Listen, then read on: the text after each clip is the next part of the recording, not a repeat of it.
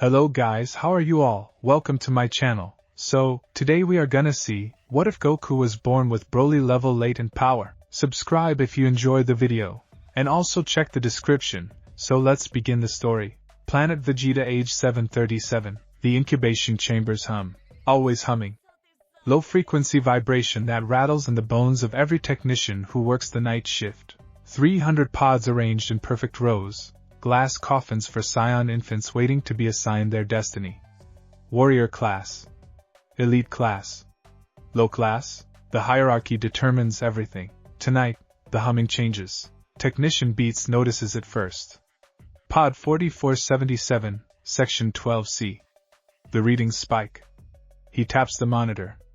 Faulty equipment, probably. These old models glitch constantly. But the numbers climb anyway. Power level 500. No, 800. Now 1200. Impossible. Hey, Kaba! Beats waves his partner over. This thing's malfunctioning again.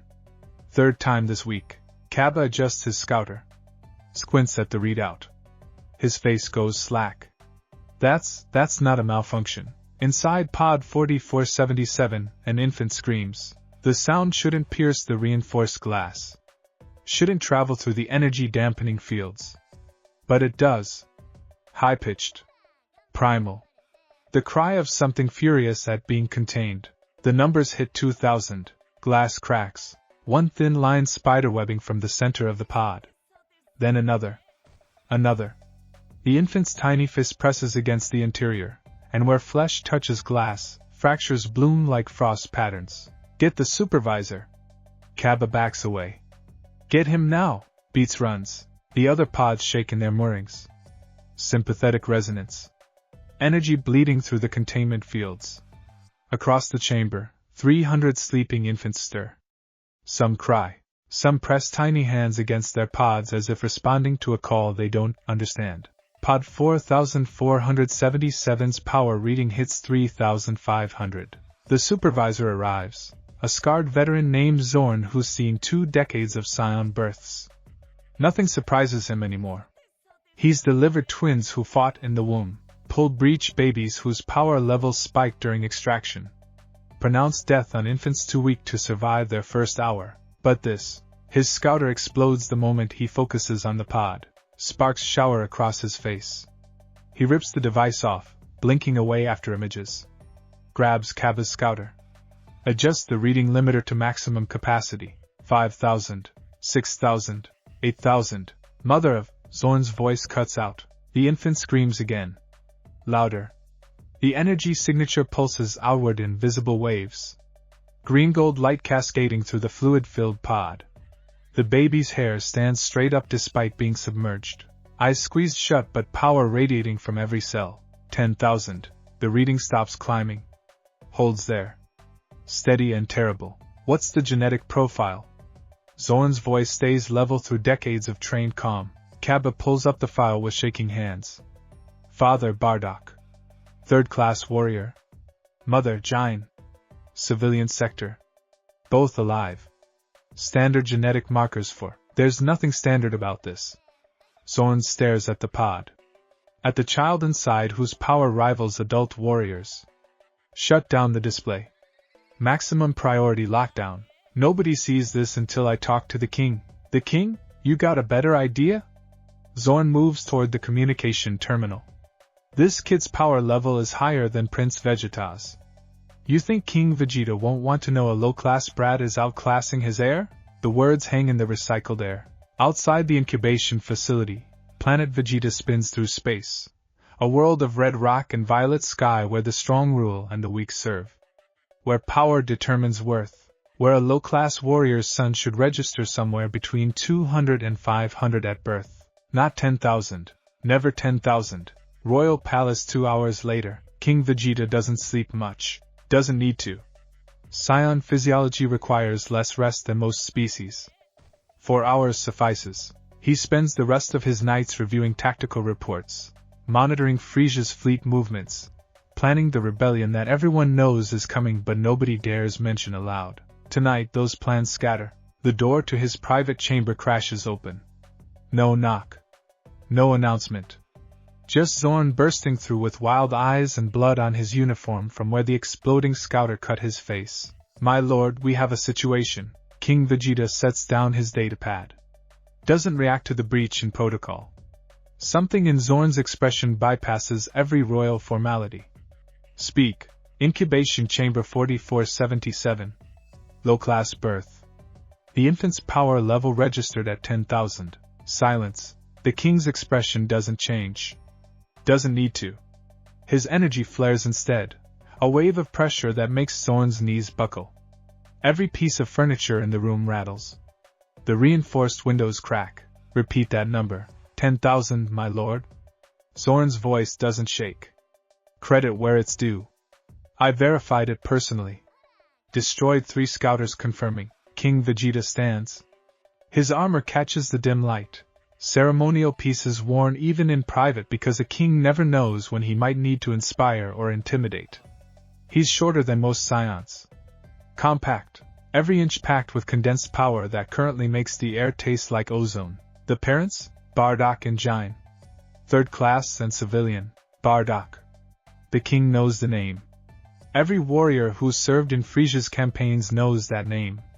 Competent. Ruthless in battle. Has that strange ability to see the future sometimes. Useful but not exceptional.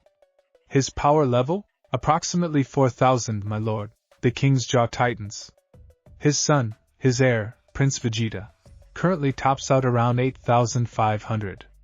At 5 years old, the prince already exceeds most adult warriors. The geneticists call him a prodigy. The priests whisper about legendary bloodlines. But this infant, take me to the chamber. Now, they travel through empty corridors. Middle of the night means skeleton staff. Good. Fewer witnesses. King Vegeta moves like violence contained, each step precise, energy coiled tight. Guards snap to attention when he passes, but he ignores them. The incubation facility sprawls across 6 city blocks. Industrial. Efficient. No wasted space on aesthetics. Just row after row of pods processing the next generation of cannon fodder for Frisia's empire. Section 12C sits in the deepest level. Maximum security. Usually reserved for elite berths. Usually, the king enters. Sees the pod. Sees the readings that have climbed even higher, now fluctuating between 10,000 and 12,000. Sees the infant inside, barely 2 days old, whose unconscious energy output makes monitoring equipment smoke and spark. He approaches slowly, presses one gauntlet hand against the glass. The baby's eyes snap open. Dark. Bottomless. Unfocused in the way of all newborns. But behind that unfocus, something vast stares back. Something that recognizes power when faced with it. The infant's energy spikes. 15,000. Glass shatters. King Vegeta moves on instinct, grabs the pod's release mechanism, floods it with his own energy to force an emergency extraction. The pod drains. The front panel dissolves. The baby tumbles forward into the king's arms, screaming that terrible scream that makes lesser warriors flinch. The king holds him steady. Studies the infant's face. Dark hair. Tail wrapped around his own waist. Nothing exceptional in appearance. But the power, my lord! Zorn rushes forward. Let me leave us. But, out. The room empties. Technicians fleeing like prey before a predator. Zorn hesitates at the doorway, loyalty warring with self-preservation. Before bowing low and retreating, King Vegeta stands alone with the screaming infant whose power level now reads 18,000 and climbing. What are you? He whispers. The baby doesn't answer. Just screams. Tiny fists clenched. Energy crackling around him in visible arcs of green-gold lightning. The king has seen this once before, 20 years ago. A warrior named Paragus brought his son to court, an infant named Broly whose power exceeded even elite standards. The child cried and planets trembled. The king ordered the baby exiled, sent him and his father to a remote world where they couldn't threaten royal supremacy. He regretted it later. Should have killed them both. But this child, Bardock's son, an idea forms. Terrible and brilliant. If Frisia destroys the Saiyan race, and the king's precognitive instincts say that day approaches fast, then having a weapon hidden away, growing strong in secret, might be the only revenge they get. But not here. Not where the tyrant's spies watch everything. The infant's power hits 20,000. The entire facility shakes. Lights explode. Emergency systems engage. Somewhere above, elite warriors scramble to investigate the energy signature that just lit up every scouter within 20 miles. The king makes his decision. Bardock's quarters dawn. Bardock sleeps fitfully. His visions grow stronger every year. Fragments of futures that might be. Usually violent. Always useless. He sees his team dying on some distant world. Sees himself falling before Frieza. Sees planet Vegeta exploding in flames. Can't prevent any of it. Tonight's vision, a space pod hurtling through stars. Inside, his son. Older. Maybe 5 years old. Eyes hard. A scar across his face. Standing over enemies with blood on his hands. He wakes gasping. Giant stirs beside him. Another one? Yeah. He sits up. Rubs his face. Same as before. Something happens to Kakarot. Something. The door explodes inward. Not knocked down. Not opened. Exploded. Fragments of metal screaming through the cramped quarters. Bardock moves, shields Giant with his body, power flaring, then recognizes the energy signature in the doorway. King Vegeta. 4 royal guards. All elites. All ready to kill if ordered. My lord! Bardock drops to one knee. Giant does the same. Protocol demands it even when your home has just been violated. What, your son? The king's voice cuts like sharpened steel. Kakarot. Where is he? Incubation facility, my lord. Standard 3-week development cycle before, not anymore. The king gestures. 2 guards enter carrying something wrapped in thermal blankets. They lay it on the floor between Bardock and his king. The blanket shifts. A tiny fist emerges. Bardock's breath catches. Explain this. King Vegeta activates a portable scanner. The reading appears, 22,000. Your son's current power level. At 3 days old, the room tilts. Giant makes a sound, half gasp, half sob. Bardock can't speak. Can't think. His son. His third class, unremarkable, ordinary son who shouldn't have registered above 500. That's impossible, he finally manages. Yet here we are. The king deactivates the scanner. Every hour he remains on this planet is an hour closer to Frieza discovering what you've bred. You know what happens then. Bardock knows. Frieza fears Saiyans. Tolerates them only because they're useful. But an infant with this power? The tyrant would consider it a threat. Would destroy it.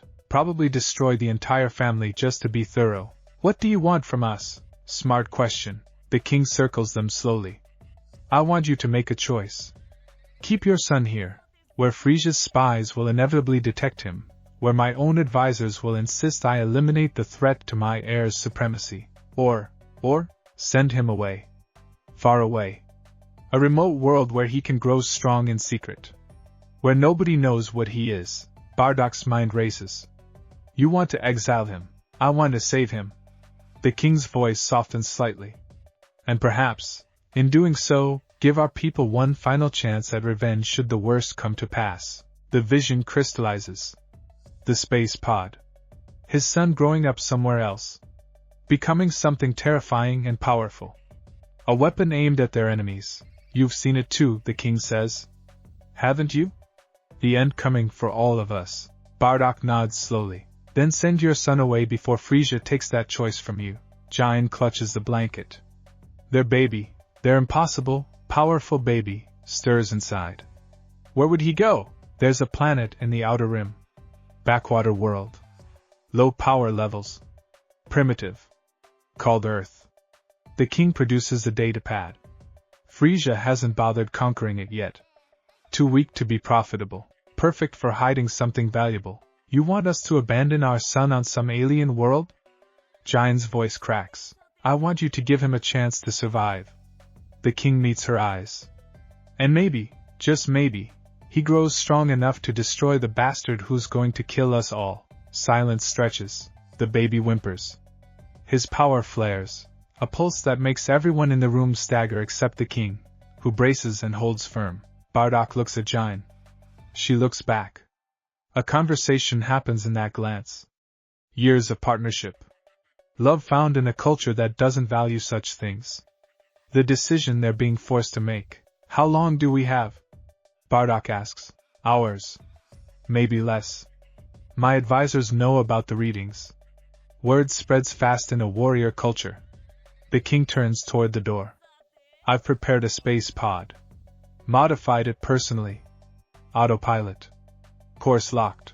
Enough supplies for the journey. You get him to launch Base 7 within the hour. Or I send guards to kill him in his sleep. Why? Jine's question stops him. Why help us? What do you gain? King Vegeta pauses. Doesn't turn around. Because my son will never be safe as long as Frieza lives. But maybe yours, growing up far from here, unknown and unpredictable, maybe yours becomes the weapon we need. He leaves. Guards follow. The door frame smokes where his energy burned the edges. Bardock and Jine stare at their child. Kakarot yawns. Stretches tiny limbs. Completely unaware that his existence just shattered every plan, every hope, every assumption about what a Saiyan could be. Bardock. Jine's voice trembles. We can't. He's just a baby. He needs to live.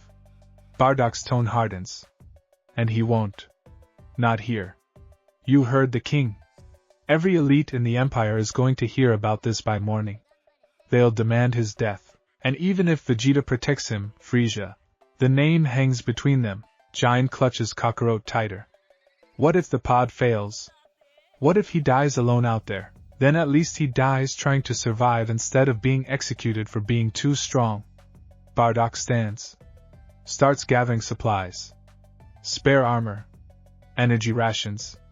Medical supplies. Everything a Saiyan might need growing up without his people. Besides, you know what the shamans say about babies like him. They're cursed. Or blessed. Depends on your perspective. Jine rocks Kakarot gently. The baby's energy settles. Becomes almost peaceful. She memorizes his face. The curve of his cheeks. The way his tail curls when he's content. Every detail she can, knowing this might be the last time. I'll never forgive you if he dies, she whispers. I'll never forgive myself if I don't try. Launch Base 7 1 hour later. The facility sits at the city's edge. Military installation.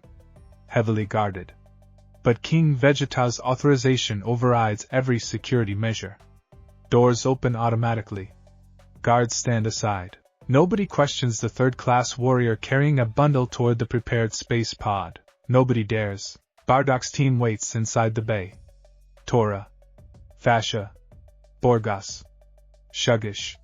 His crew. His family beyond blood.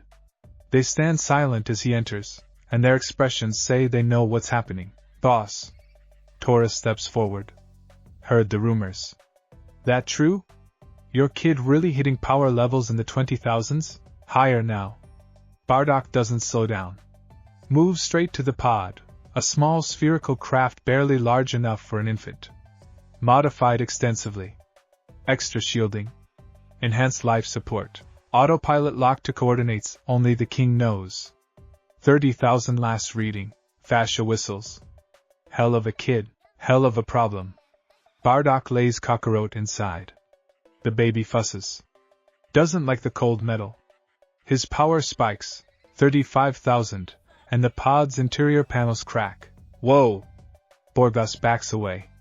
Boss, that thing's gonna break before it even launches. It'll hold. Bardock runs his hands over the controls. King Vegeta's modifications include energy dampening fields strong enough to contain an elite warrior. Should work. Probably. Long enough anyway. Jine appears in the doorway. She's been crying. Doesn't try to hide it. Saiyans aren't supposed to cry, but she's civilian sector. Never learned to suppress human emotion the way warriors do. She approaches the pod. Looks down at their son, Kakarot. She touches his face one last time. Be strong. Survive. And maybe one day you'll understand why we did this. The baby grabs her finger. Squeezes. His power settles again. A brief moment of calm before the storm resumes. Bardock gently removes Giant's hand. Starts sealing the pod. Tora. Fascia. You're on perimeter watch. Anyone tries to stop this launch, you delay them. Don't fight. Just delay. Boss, that's an order. They salute. Move to positions. Professional despite the emotional weight crushing the room. Shugish checks the pod systems. Coordinates locked. Autopilot engaged. Life support at maximum. Food synthesizer installed. Should keep him fed for the journey. We're looking at, 6-month flight time. He'll sleep most of it. Bardock hopes that's true. Hopes the pod's automated systems keep Kakarot sedated. Because if the baby wakes up mid-flight and panics, better not to think about it. The final seal clicks into place. Transparent dome locks over the pod's front section. Inside, Kakarot stares up at them. Too young to understand. Old enough to sense something wrong. He starts crying. His power erupts. The pod shakes. Metal screams. Energy readings spike past 40,000. Warning klaxons blare. The entire bay's power grid fluctuates. Launch it now! Bardock slams the activation sequence. The pod's engines ignite. Thrust rockets fire. The craft lifts, wobbling, unstable, barely containing the energy storm inside. It rises through the bay's atmospheric shield, pierces the purple sky, becomes a streak of light climbing towards space. Bardock watches it disappear, feels his heart go with it. Giant, she's already gone. Fled the bay. Can't watch anymore. Tora approaches. Puts a hand on Bardock's shoulder. You did the right thing, boss. Did I? Bardock's voice sounds hollow. Just sent my 3-day-old son to die alone on an alien world. Real father of the year. You gave him a chance. That's more than most get. Movement at the bay entrance. Royal guards arrive. A full squadron. They're too late, but they go through the motions anyway. Form up. Demand explanations. Check the launch logs. Bardock ignores them. Keeps staring at the sky where his son vanished. His vision flashes again. Stronger now. Kakarot older. 8? 9? Standing in a forest on an alien world. Training with an elderly man who moves like water. Learning control. Learning discipline. Learning to be more than just a weapon. Learning to be human. The vision fades. Bardock smiles despite the pain. Yeah. Maybe you're right. Space the pod, darkness and stars. Kakarot floats in artificial fluid. Suspended. Safe. The pod's systems engage sedation protocols.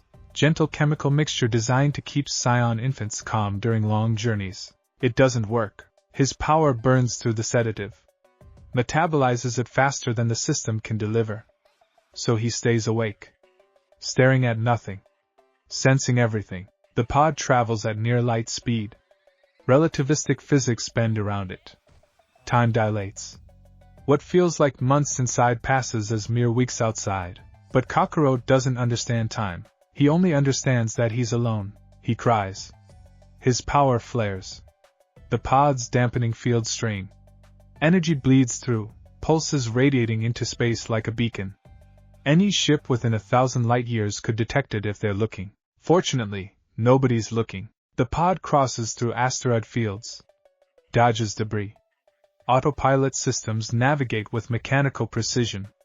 Occasionally the course corrects, avoiding dense gravity wells, steering clear of patrolled space. Inside, Kakarot grows. Not much. Saiyan physiology requires years to mature. But he grows. His power level climbs. 50,000. 60,000. The pod groans under the strain. He dreams. Strange dreams. Genetic memories maybe. Images of a red planet. Warriors fighting.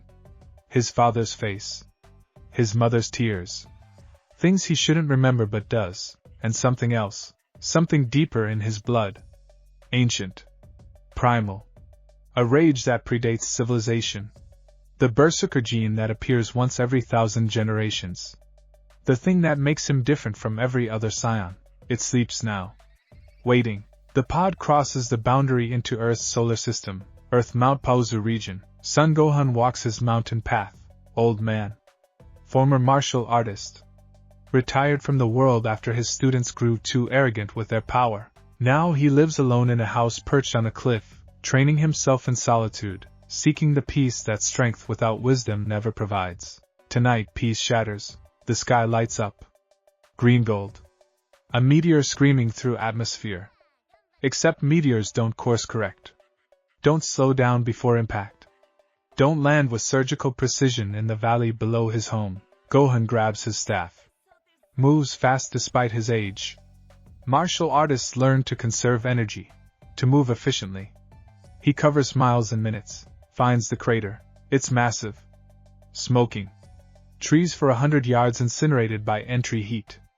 At the center, a spherical craft that looks nothing like anything from Earth. Gohan approaches carefully.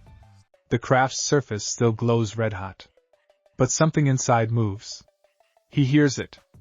A high-pitched cry that makes birds flee from nearby trees. The craft opens. Steam pours out. Then a baby, floating, actually floating. Suspended in the air by some invisible force. Screaming.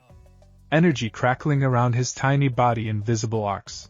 Gohan's martial artist instincts scream danger. Every nerve fires warnings. This isn't normal. Isn't natural. The power radiating from this infant exceeds anything he sensed in 50 years of training. But he's also a human being, and the baby's crying. He reaches out. Slowly. Letting his own energy flow calm and steady. Projecting safety. Warmth. The things a frightened child needs. Easy now. Easy. The baby's dark eyes lock onto him. Power spikes. A wave that knocks Gohan back 3 steps. The old man braces. Holds his ground. Doesn't retreat. That's a lot of fight in you, little one. But I'm not your enemy. The baby floats lower. Still crying but less panicked. His energy settles slightly, from catastrophic to merely dangerous. Gohan catches him. Holds him carefully. The baby's skin burns with fever heat. His tail, wraps around Gohan's wrist with surprising strength. Well now. You're definitely not from around here. The baby stops crying. Stares up at Gohan with ancient eyes that belong to something far older than 3 days. Studying him. Judging. Then he smiles. His power surges. Gohan gasps. His knees buckle. The weight of it, the sheer overwhelming presence, crashes down like mountains. This baby could destroy the planet. Maybe not intentionally. Maybe just by existing too hard. But beneath the power, Gohan senses something else. Fear. Loneliness. The desperate need for someone, anyone, to hold him and promise everything will be okay. Gohan makes a decision. Alright, little storm child. Let's get you home. I'm clearly too old to be doing this. But I'm also too stubborn to leave you here. He carries the baby, Kakarot, though Gohan doesn't know that name yet, up the mountain path. Behind them, the pod smolders. Evidence of an alien arrival that will change everything. The baby settles against Gohan's chest. His power pulls inward. Not gone. Never gone. Just contained. For now. Gohan feels it though. The ocean of energy barely suppressed. This child is a natural disaster waiting for a trigger. We're going to need rules, he mutters. So many rules. The baby yawns. Falls asleep. His tail uncurls. In the valley below, the space pod systems initiate final protocols. Data cores wipe. Energy cells drain. The craft will be an inert shell by morning, no evidence of its origin except the crater it created. High above, stars wheel across the sky. Indifferent to the drama below. Indifferent to the sleeping infant whose power could one day shake galaxies. On planet Vegeta, Bardock stares at those same stars. Wondering if his son lives. Hoping the King's Gambit pays off. He doesn't know yet that Frisia's orders have already been issued. That tomorrow the fleet moves. That in 3 days, planet Vegeta will cease to exist. But he suspects. His visions always come true eventually. Son Gohan's house dawn. The baby wakes screaming. Gohan jolts from his meditation. Runs to the makeshift crib, a sturdy box lined with blankets. Inside, the baby thrashes. His power flares. The wooden floor cracks. Windows rattle. Easy. Easy. Gohan projects calming energy. Uses every technique he knows. The baby's power settles. Barely, he picks up the child. Rocks him gently. Hungry? Let's try that. Feeding proves complicated. Normal formula isn't enough. The baby drains 6 bottles and cries for more. His metabolism burns through nutrients like a furnace. Gohan ends up mashing up enough food for 3 adult meals. The baby eats it all, then wants more. You're going to bankrupt me, Gohan mutters. The baby giggles. His first laugh. Energy pulses outward, harmless this time. Just joy expressing itself in the only way this child knows. Gohan sighs. Smiles despite the exhaustion. You need a name. Can't keep calling you baby or storm child. Let's see. He studies the infant's face. Dark hair. Dark eyes. That strange tail. The way power radiates from him like heat from the sun. Goku, he finally says. Son Goku. It means aware of emptiness. Because right now, little one, you're empty of everything except raw power, and I'm going to teach you how to fill that emptiness with something better. The baby, Goku now, grabs Gohan's nose. Squeezes. His supernatural strength nearly breaks it. Yes. We're definitely going to need those rules. Outside, the sun rises over Mount Pause. A new day begins. The first of many. The start of a journey that will take this abandoned alien infant and forge him into something his father never imagined. Not just a weapon, a protector. If Gohan can manage the impossible, teaching a natural disaster how to be gentle, the old man looks at the baby in his arms. At the power barely contained. At the massive responsibility he somehow inherited. Well, Goku. Let's see if this old fool can keep both of us alive long enough for you to learn control. Goku laughs again. The mountain shakes. Gohan closes his eyes. This is going to be interesting. Mount Pause 3 years later. Goku punches through solid rock. Not trying to. Never trying to. Just reaching for the beetle crawling across the boulder's surface. His hand connects. Stone explodes. Fragments spray across the training yard. The beetle flies 20 feet, lands unharmed in grass. Goku blinks. Looks at his fist. Looks at the crater where stone used to be. Oops. Gohan doesn't look up from his meditation. Sits cross-legged under the ancient pine. Eyes closed. Breathing steady.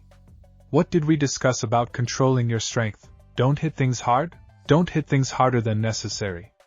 Gohan opens one eye. That boulder took me 3 days to move into position. Now it's gravel. Sorry, Grandpa. The word makes Gohan's chest tighten. 3 years and he still hasn't gotten used to it. This alien child calling him family.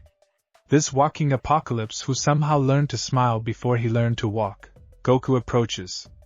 3 years old but already moving with unnatural grace. His tail swishes behind him. Still hasn't figured out how to control that.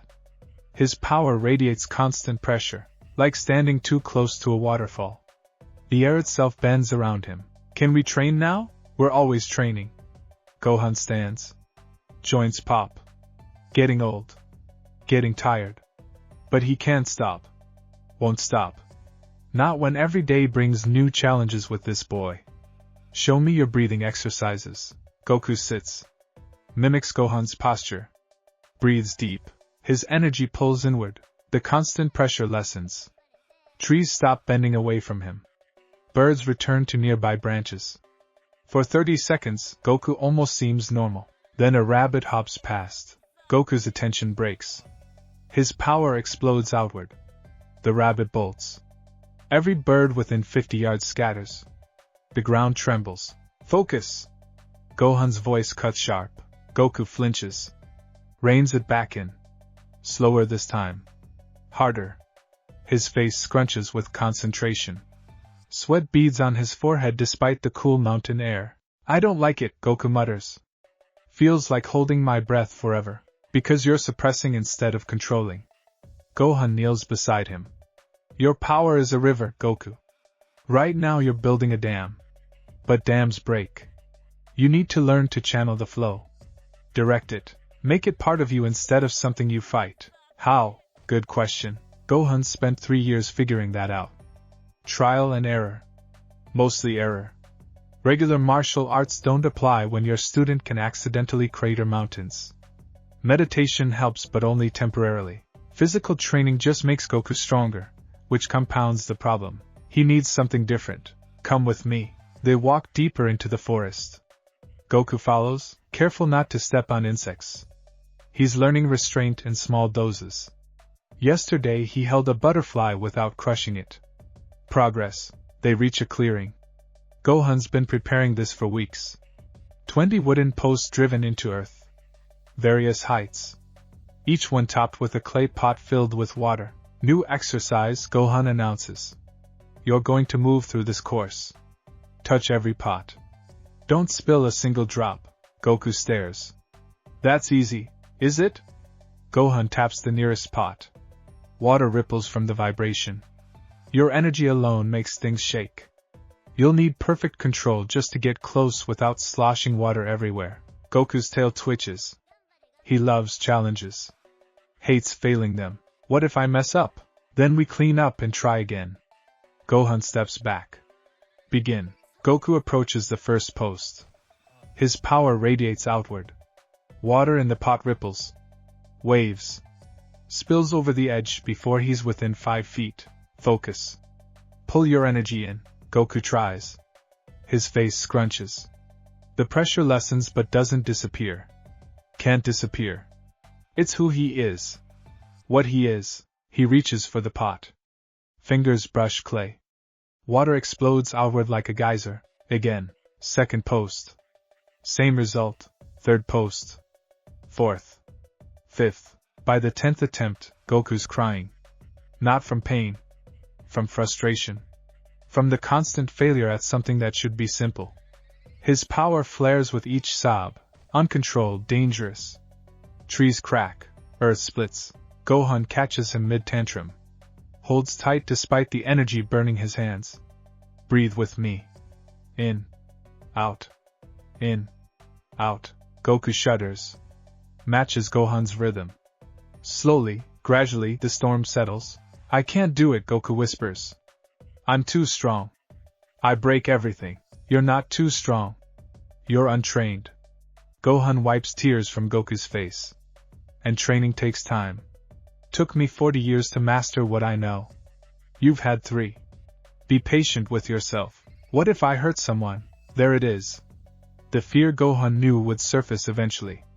This boy feels his own power. Knows what he's capable of. Understands the danger he represents. Then we train harder, Gohan says simply. So that never happens. They spend 3 hours on the course. Goku manages to touch one pot without spilling. Just one. But it's progress. That night, Goku sleeps fitfully. Dreams of destruction.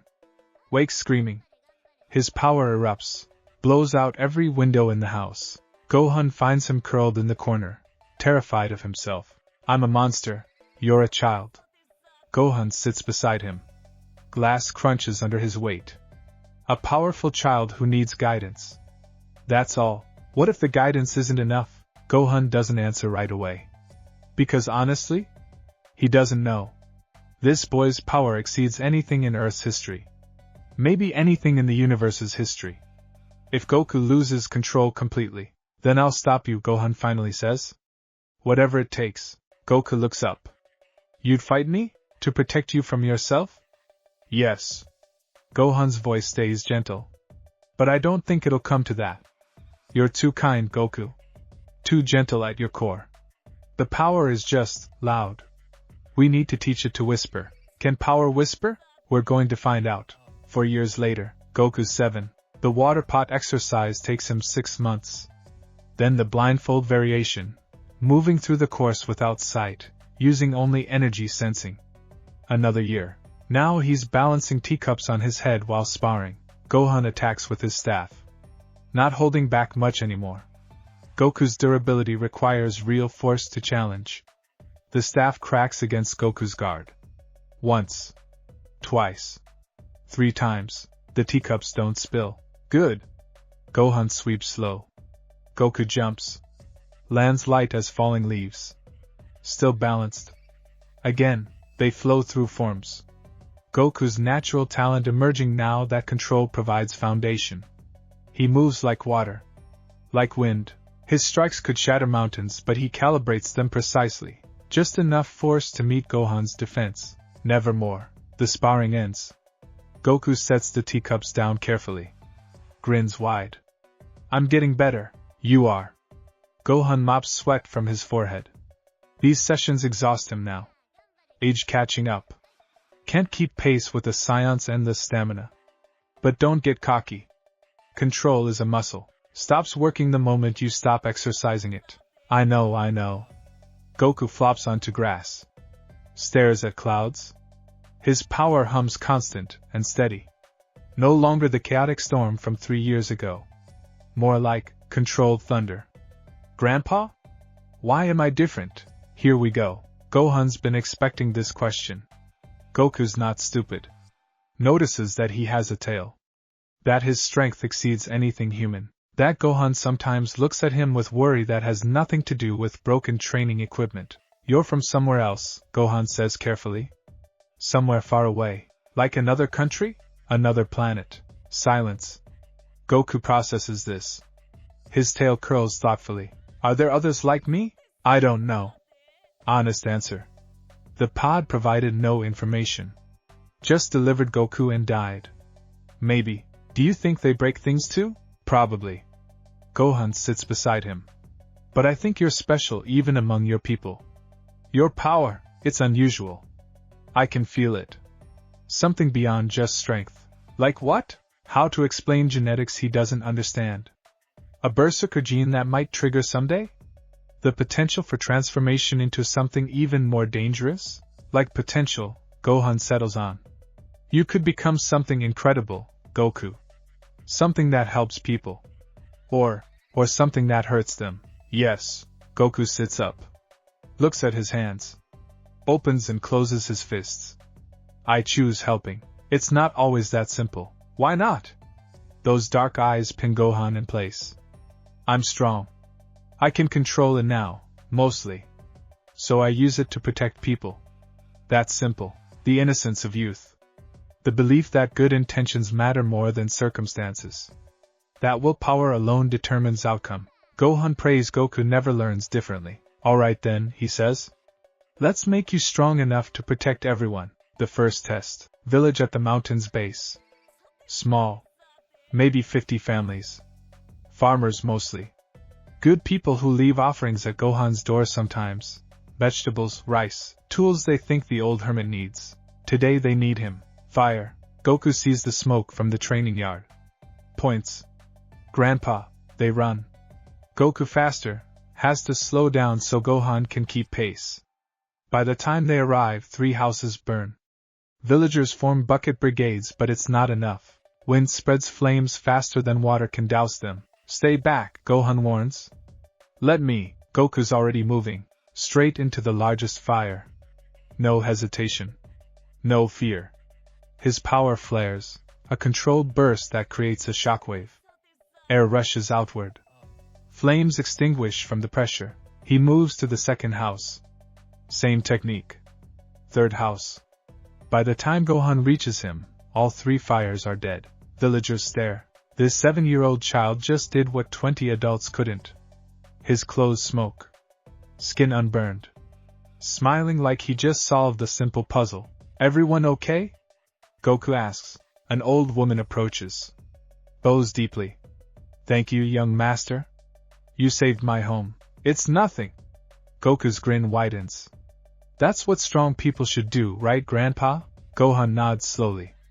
Proud and terrified simultaneously. Because the villagers are looking at Goku differently now. With awe. With fear. With the recognition that this child isn't normal. Word will spread. Questions will come. But right now, Goku just saved lives. That matters more than future complications. You did well, Gohan says quietly. But remember, control. I know. Goku's expression turns serious. I was careful. Didn't use too much force. Just enough. Just enough to extinguish fires that could have killed people. Just enough to prove he's more than human. Just enough to paint a target on his back for anyone seeking power. They walk home as sunset bleeds across the sky. Goku chatters about the rescue. Excited. Energized. This is what he's been training for. Purpose beyond just not breaking things. Gohan listens and plans. The world's bigger than this mountain. Eventually, Goku will want to explore it. Will want to test himself against challenges beyond Gohan's curriculum. He needs to be ready. 2 years later, age 9, Bulma Brief's motorcycle breaks down in the middle of nowhere. Stupid piece of junk. She kicks the tire. Doesn't help. Capsule Corp technology is supposed to be reliable. Supposed to handle any terrain. Apparently any terrain doesn't include whatever weird electromagnetic interference is messing with her instruments. Her radar's going haywire. Spinning circles. Pointing everywhere and nowhere. She's searching for Dragon Balls. 7 legendary orbs that grant wishes. Her dad thinks it's a myth. But Bulma built a radar that says otherwise. Found 2 already. The 3rd should be here, mountains. Forest. Nothing resembling civilization. Great. Something moves in the trees. Bulma freezes. Reaches for the capsules in her pocket. Has a gun in one. Maybe she should. A kid emerges. Maybe 9 years old. Wearing orange and blue training clothes. Carrying a massive fish that's bigger than he is. Tail swishing behind him. Wait. Tail? Hi. The kid grins. You lost? Bulma's brain catches up. Did you just? Are you? That's a tail. Yep. He shifts the fish to one shoulder. Effortless. That fish weighs at least 100 pounds. I'm Goku. You're really loud. Heard your motorcycle from miles away. Miles? Bulma shakes her head. Focus. I'm Bulma. My bike broke down. You live around here? Up the mountain. Goku points. With Grandpa. He's teaching me martial arts. Martial arts. Bulma looks at the fish. At the tail. At the complete lack of concern this kid shows about meeting a stranger. Right. Okay. Listen, can I use your phone? I need to call. What's a phone? Of course. Hermit Mountain Child. Probably never seen technology. Bulma's radar beeps. She checks it. The signal's coming from Goku? Hey, weird question. You have anything that looks like an orange ball with stars? The Dragon Ball? Goku's face lights up. Yeah. Grandpa gave it to me. Said it was important. I keep it safe. Bulma's heart races. Can I see it? Sure. Come on. He leads her up a path that's more cliff than trail. Bulma struggles. Goku practically floats up the incline. That fish doesn't slow him at all. They reach a house. Traditional. Old. A man emerges. Elderly, muscular, carrying himself like someone who could still fight despite the gray hair. Goku? Who's this? Bulma. She's looking for Dragon Balls. I showed her mine. Goku disappears inside. Returns with a 4-star ball. Orange. Perfect. One of the 7. Bulma's hands shake as she reaches for it. Goku pulls back. This was Grandpa's. I can't give it away. I'm not asking you to give it away. I'm asking to borrow it. Bulma switches tactics. Look, I need all 7 balls. They grant wishes. When I'm done, you get it back. Promise. What are you wishing for? Gohan asks. Sharp eyes analyzing her. Judging. Bulma flushes. That's personal. Then the answer's no. Gohan's voice stays polite but firm. That ball is Goku's inheritance. It stays with him. Desperation claws at Bulma. She's so close. I have money. Technology. Capsules with vehicles, weapons, supplies. Name your price. Not for sale. Goku looks between them. Grandpa? If we go with her. I could see the world, right? Like you said I should someday? Gohan's expression shifts. Conflict warring across weathered features. Goku, I'm 9. I can control my power mostly. I know all your forms. Completed every training exercise. Goku's tail swishes excitedly. Maybe it's time? Silence stretches. Bulma senses an opportunity. I could use protection. The world's dangerous. Bandits, dinosaurs, weird martial artists. Someone strong traveling with me would be smart. He's 9, Gohan repeats. He carried 100-pound fish up a mountain like it was a pillow. Fair point. Gohan looks at Goku. Sees the excitement. The readiness. This moment was coming eventually. Better controlled circumstances than Goku running off alone someday. If you go, Gohan says slowly, you follow my rules.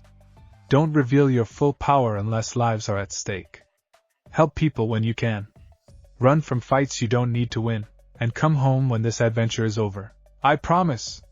Goku bounces. Can I really go? On one condition. Gohan fixes Bulma with a stare. You keep him safe. Bulma blinks. I think you have that backwards. No. I don't. Gohan's voice drops. Goku is dangerous. Not because he's violent. He's the gentlest soul I've ever met. But his power attracts trouble. You take him out there, you become responsible for guiding him. For making sure he doesn't encounter something that forces him to unleash what he keeps suppressed. Understand? Bulma swallows. What exactly is he? I don't know. But I know he could crack this planet if he lost control. Gohan doesn't blink. So, can you keep him safe from himself? Bulma looks at Goku. At this kid who seems so normal except for the tail, and the inhuman strength, and the way the air feels heavy around him. Yeah, she says. I can do that. Lie. Probably. But she needs that Dragon Ball. The road. They leave at dawn. Goku's packed light. Spare clothes. Grandpa's 4-star ball. His power pole, a staff that extends to any length, currently compact enough to clip to his back. Bulma has a motorcycle. 2 seats. Goku climbs on behind her. Hold on, she warns. To what? Me. And don't squeeze too hard. They roar down the mountain. Goku laughs, pure joy. Wind in his face. World rushing past. He's never moved this fast without running. This is amazing. This is basic transportation, Bulma shouts back. Wait until you see a car. Or a plane. Or, watch out, dinosaur. Massive. Blocks the road. Opens jaws wide enough to swallow the motorcycle whole. Bulma swerves. They skid. Crash into undergrowth. The dinosaur charges. Goku's off the bike before Bulma processes what's happening. He stands between her and the dinosaur. Small. Calm. Not even breathing hard. Please go away, he says politely. We don't want to hurt you. The dinosaur roars.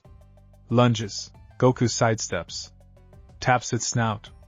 Gentle tap. Dinosaur stops mid-charge. Looks confused. Tries again. Another tap. This time the dinosaur falls over. Unconscious. Not dead, Goku calibrated perfectly. Just enough force to stun without killing. There. Goku dusts his hands. Everyone's okay. Bulma stares. That thing weighs 20 tons. Does it? Goku examines the dinosaur. It's pretty big. And you knocked it out with your finger. Grandpa says I gotta hold back. So I hold back. Goku grins. Was that too much? No. That was.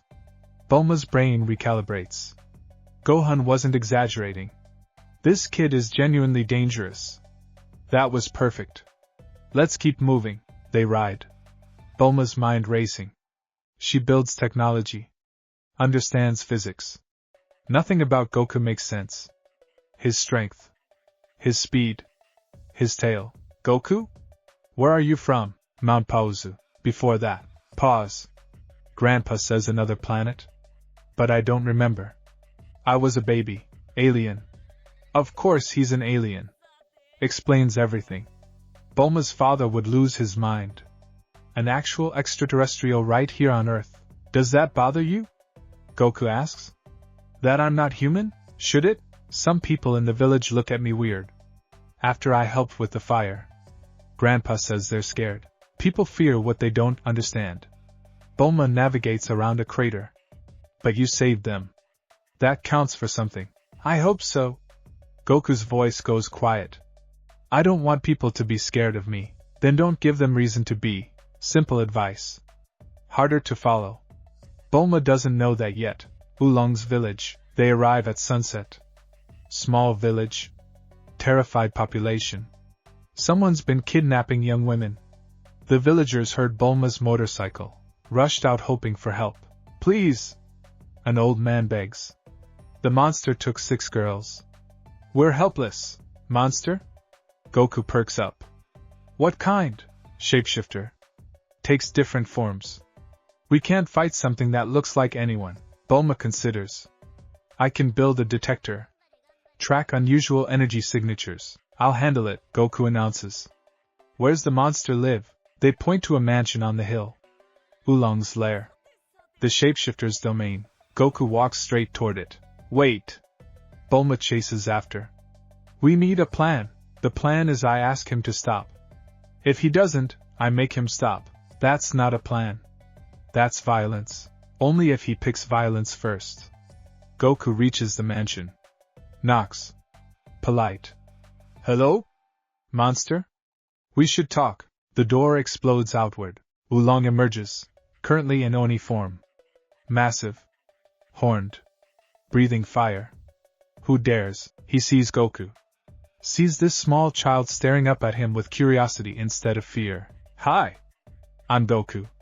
You've been kidnapping people. That's bad. Please stop. Oolong laughs. A child? They sent a child to fight me? He reaches down. Grabs for Goku. Goku catches his hand. Doesn't budge.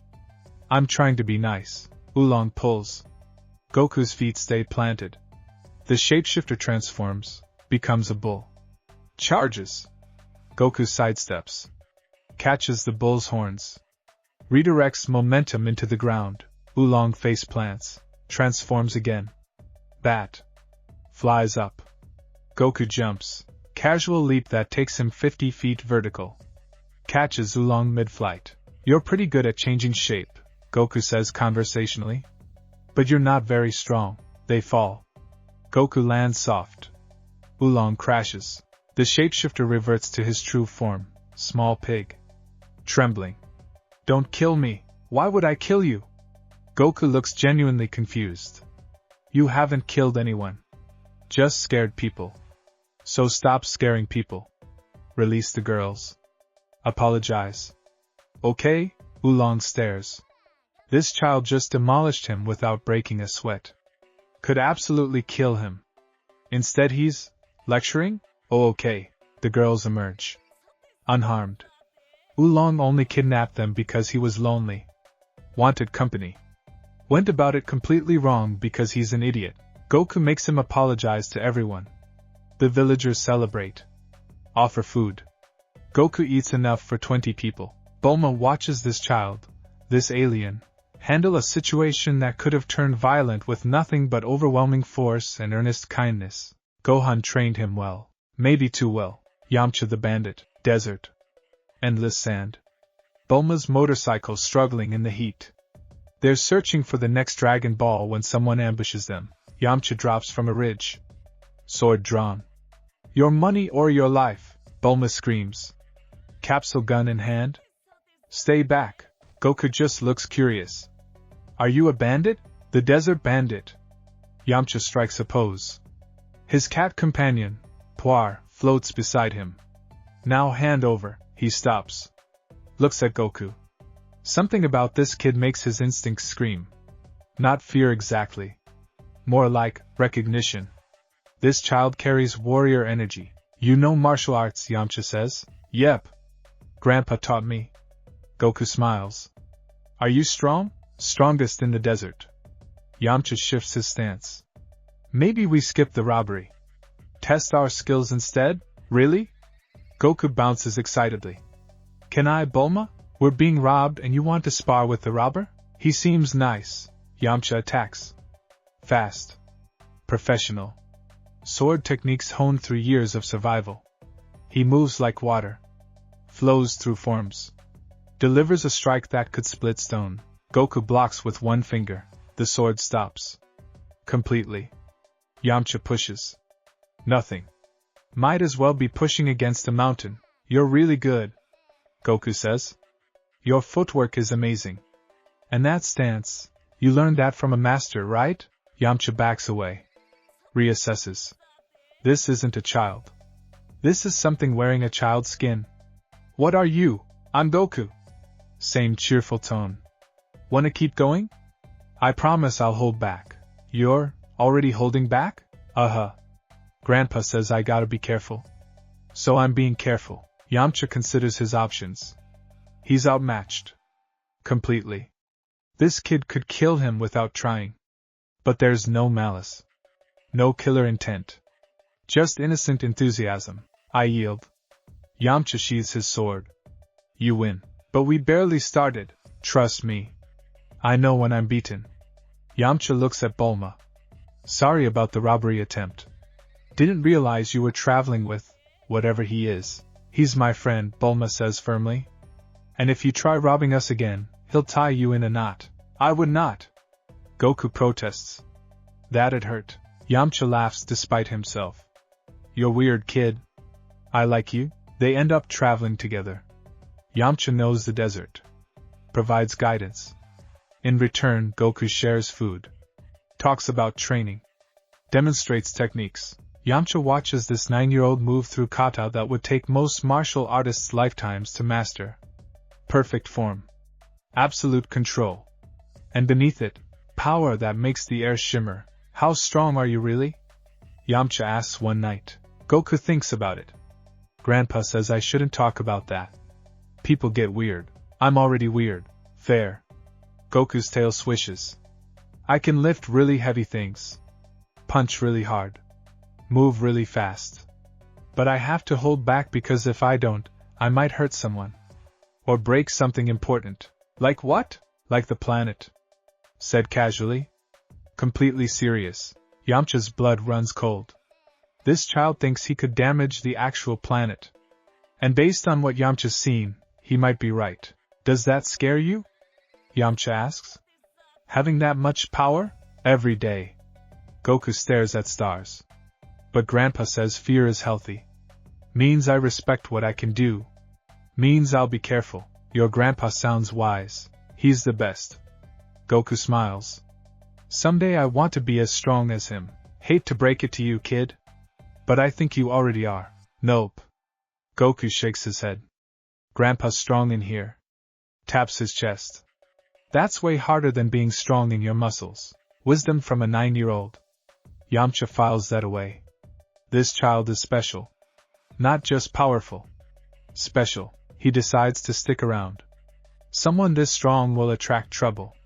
Might as well be there to help, or at least witness the chaos. Pilaf's castle. They collect 6 Dragon Balls. 1 left. The radar says it's moving. Someone else has it. Leading them to a castle where a tiny blue creature named Pilaf schemes world domination. I'll summon Shuran. Pilaf cackles. Wish for ultimate power. His minions, Shu and Mai, have been collecting balls too. They have 1. Goku's group has 6. Simple math. Mai ambushes them. Steals all 6 balls. Bulma screams. Yamcha tries to fight back. They end up imprisoned. Great plan, Bulma, Yamcha mutters. Get captured by a would-be dictator. Shut up. I'm thinking. Goku examines their cell. Solid steel. Thick walls. Heavy door. I could break this. Without bringing the whole castle down on us? Maybe? Then don't. Bulma paces. We need those Dragon Balls. Pilaf's going to summon Shuran at dawn. We have hours to escape and stop him. Goku looks at the wall. Thinks about Grandpa's lessons. Control. Precision. Using exactly enough force for the task. He places his hand against the steel. Focuses. His power flows through fingers into metal. Not a punch. Not a blast. Just pressure. Specific. Targeted. The wall peels open. Silent. Clean. Perfect circle just large enough to slip through. Yamcha stares. How did you control? Goku grins. Grandpa would be proud. They escape. Navigate the castle. Find Pilaf's throne room where all 7 Dragon Balls sit arranged in a circle. Pilaf stands before them. Soon. Ultimate power will be. Goku walks in. Hi. Those are ours. Please give them back, Pilaf shrieks. Guards! Kill them! Soldiers pour in. Dozens. All armed. All trained. All completely outmatched. Yamcha handles the first wave. Sword flashing. Poir transforming into various forms to confuse enemies. Bulma throws capsule bombs, but there's too many. Goku sighs. Guess I gotta help. He moves, not fast by his standards. Just faster than human eyes can track. One moment he's standing still. Next he's everywhere. Soldiers flying. Weapons clattering. None of them hurt, just disarmed and unconscious. 10 seconds. Maybe less. 30 guards neutralized. Pilaf's jaw drops. What are you? I'm Goku. Same cheerful introduction. And I'm trying really hard not to hurt anyone. So please give us the Dragon Balls and we'll leave. Okay? Ma aims her gun. You're just a child. I bet you'll. Goku's in front of her. Didn't cross the distance. Just appeared. His hand gently pushes the gun away. Please don't. Someone could get hurt. The gun crumples. Crushed by casual grip strength. My whimpers. Pilaf does the smart thing. Surrenders. They take the Dragon Balls. Summon Shinran outside the castle. The eternal dragon rises. Massive. Serpentine. Eyes burning with ancient power. Speak your wish. Goku stares up in wonder. Whoa. Bulma steps forward. Opens her mouth. Stops. Looks at Goku. At this 9-year-old who's fought and protected and never asked for anything. Actually, she says slowly. Goku should make the wish. Me? Goku blinks. But you collected the balls. You kept me safe doing it. Bulma smiles. What do you want? Goku thinks. Power? No, he's already too strong. Knowledge? Grandpa's teaching him. Friends? He has those now. I wish. Goku looks at the 4-star ball. At his inheritance. I wish Grandpa could live a really long time. So I can keep learning from him. Simple wish. Heartfelt. The kind of wish that makes Shinran pause. That wish is beyond my power. Life and death follow natural law. Oh. Goku's face falls. Then, I wish for a feast. So everyone can eat together. That wish is easily granted. Thunder. Flash. Food appears. Mountains of it. Enough to feed 100 people. Goku's eyes light up. They eat. Goku, Bulma, Yamcha, Puar. Even Oolong, who showed up somehow. They feast and laugh and tell stories. Yamcha watches Goku inhale his 20th plate. This kid wished for food instead of power. Instead of conquest. Instead of anything selfish. You're weird, Goku. I know. Goku grins through a mouthful of rice. Grandpa says that's okay though. Being normal's boring. Your grandpa's right. Yamcha raises his cup. To weird kids who save the world without meaning to, they toast. Night deepens. Eventually Bulma yawns. We should head back. Your grandpa's probably worried. Yeah. Goku clutches his 4-star ball. I got to see the world. Fight strong people. Make friends. This was the best adventure ever. It's not over yet, Bulma says. We'll have more. Goku's smile could light cities. Promise? Promise. They head home. Goku chatters the entire way about technique and training and everything he learned. Yamcha and Bulma exchange glances. This child is going to reshape the world someday. They just hope they're ready when he does. Mount Posa reunion. Gohan waits on the porch. Sees them approach. Goku running ahead, waving frantically. The old martial artist's heart swells. Grandpa. Grandpa. I did it. I controlled my power the whole time. Well, mostly. There was one moment with a dinosaur, but I was gentle, I promise. And then we met Oolong, who's nice now, and Yamcha, who's really good with a sword, and Bulma made this wish, and Gohan catches him. Hugs tight. Slow down. You're okay? Better than okay. I'm great. Goku bounces. Can we train now? I learned so much I want to show you. Let's start with meditation. You're radiating energy like a beacon. Am I? Goku concentrates. Pulls it back in. Better? Better. Gohan looks at Bulma and Yamcha. Thank you for keeping him safe. I think he kept us safe, Bulma admits. Yamcha nods. Kid's something special, old man. You trained him well. I tried. Gohan watches Goku demonstrate a new form, something he adapted from watching Yamcha. Perfect execution despite seeing it once.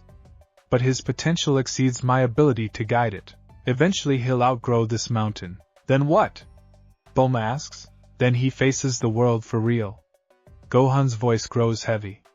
And we pray he remembers these lessons when challenged by something that makes him forget control. They stay for dinner. Goku talks non-stop. Gohan listens, proud and terrified, knowing this is just the beginning.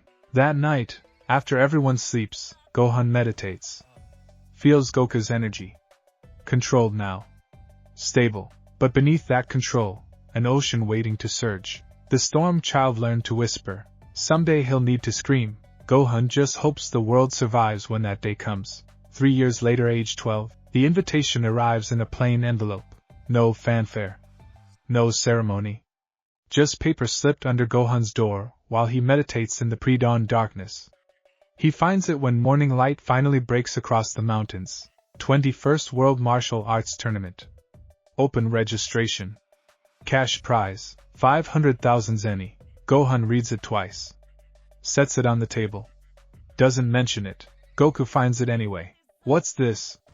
He holds the paper up to sunlight streaming through windows.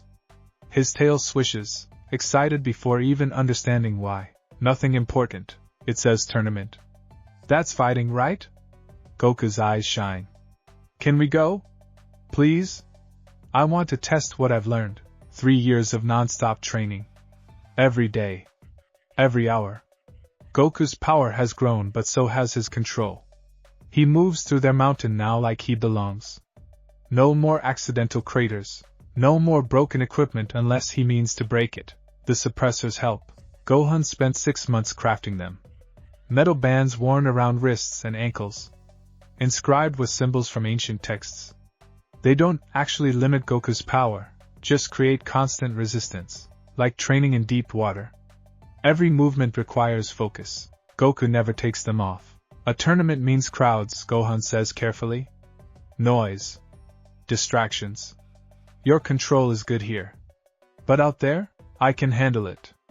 Goku's voice carries certainty. You said I needed to test myself against other fighters. This is perfect. Against fighters who haven't spent 12 years learning to contain apocalyptic power. Then I'll learn from them too.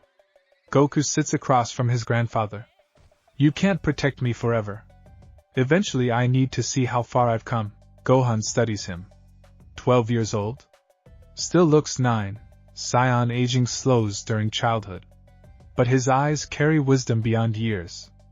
Understanding earned through constant discipline. If you lose control, I won't.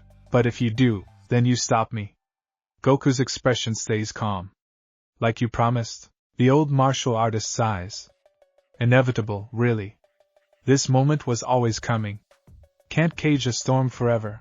We'll need to register separately, Gohan announces. I have an old disguise. You'll compete not knowing who I am. Why? Because the best test isn't fighting strangers. It's fighting someone you love without knowing it. Gohan stands. Moves to a chest in the corner.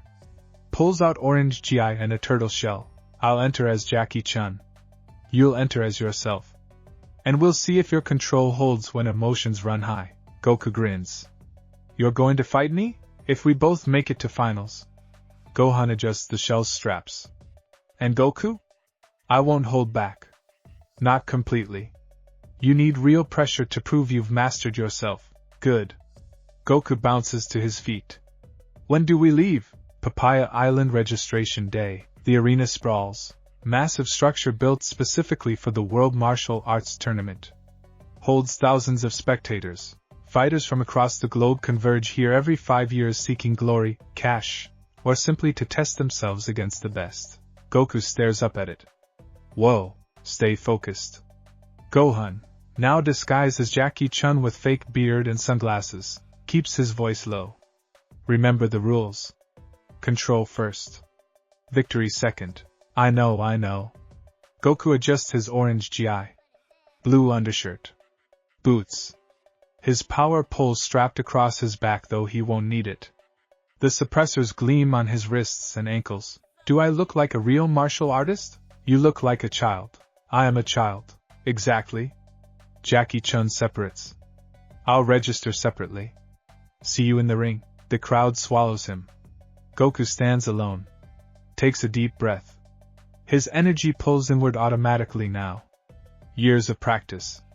The pressure around him barely registers. Registration line moves slow. Fighters cluster in groups. Comparing styles. Boasting about victories. Goku listens, fascinated. So many different approaches to combat. Different philosophies. Next, Goku approaches the desk. A board official looks up. Looks down. Joke's over, kid. This is for real fighters. I am a real fighter. You're 12. So? Goku tilts his head. Age doesn't matter. Skill does. The official sighs. Fine. Preliminary round first. You'll get eliminated there anyway. Name? Son Goku. Fighting style? My grandpa's style. He taught me everything. Great. Very specific. The official stamps a form. You're in Group 7. Preliminaries start in 2 hours. Don't cry when you lose. Goku takes his number. I won't lose. Sure, kid. He wanders the grounds. Fighters everywhere. Some meditate. Some stretch. Others spar in designated areas. Goku watches them all. Absorbs techniques. Sees strengths. Spots weaknesses. Well. What's this? 3 fighters approach. Big. Muscled. Covered in scars that spell experience. They look at Goku like predators spotting wounded prey. You lost, little boy? The leader grins. Parents around here somewhere? Nope. Just me. Goku smiles. You competing too? Been competing for 15 years. The man flexes. Won regional championships. Broke bones. Made grown men cry. And you? First tournament. Perfect. The man cracks knuckles. Listen close. This is a big boy's game. You're going to get hurt. So do yourself a favor, drop out now. But I want to compete. Then you're stupid. The man reaches for Goku's shoulder. Let me explain with smaller. Goku catches his wrist. Gentle grip. But the man stops moving. Tries to pull away. Can't. Might as well be chained to a mountain.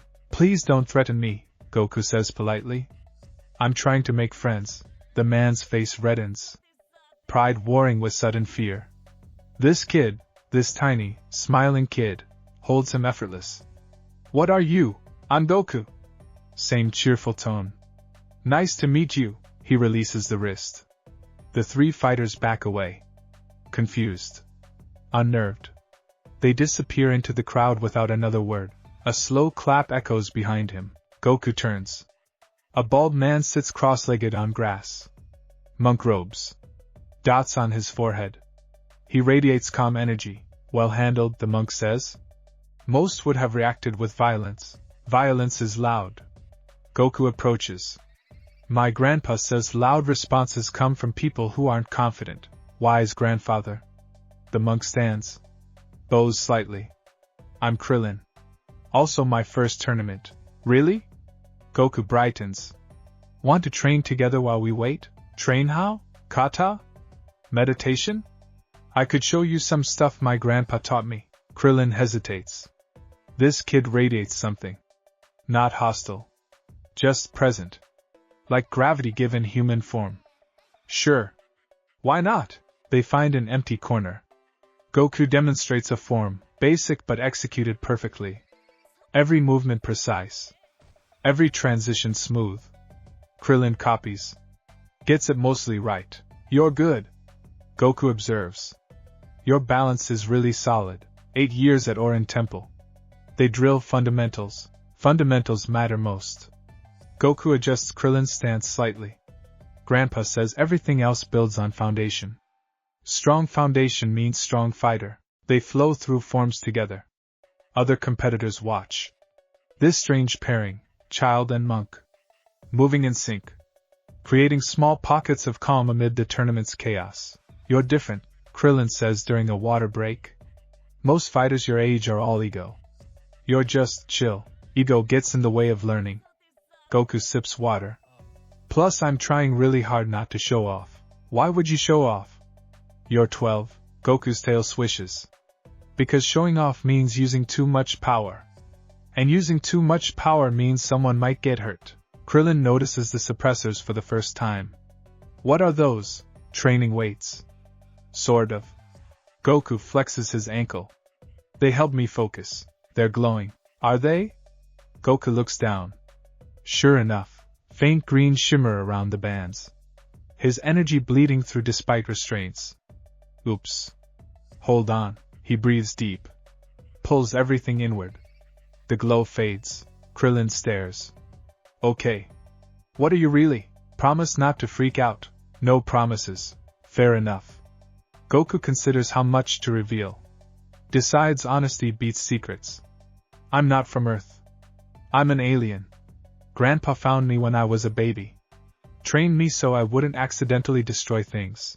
And now I'm here testing if I learn control. Silence.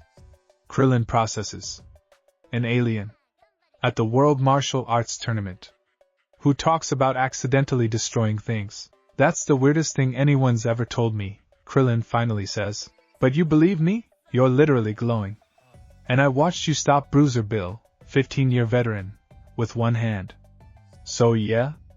I believe you, Goku grins. Want to be friends anyway? Krillin laughs. Can't help it. This alien child asks permission for friendship like some kids ask to borrow pencils. Sure. Why not? Friends. They shake hands. Goku's grip carefully modulated. Friendly without crushing. Over the loudspeaker, preliminary rounds begin in 15 minutes. All competitors report to your assigned groups. That's us. Krillin stands. Good luck, Goku. You too. They separate. Goku heads to Group 7. 15 fighters. Only 4 advance to the actual tournament. Simple elimination battles. The preliminary judge, a scarred woman named Orchid, watches them assemble. Rules are simple. Touch the ground outside the ring, you lose. Get knocked unconscious, you lose. Say I give up, you lose. Victory by any means necessary. Medical staff standing by. Try not to die. First match, Son Goku vs. Titan. Titan steps forward. 7 feet of pure muscle. Arms thick as tree trunks. His specialty, crushing skulls. Literally. Made a name in underground circuits before going legitimate. Goku walks into the ring. Waves cheerfully. Hi! Titan doesn't respond. Just charges. The ring trembles under his weight. He swings.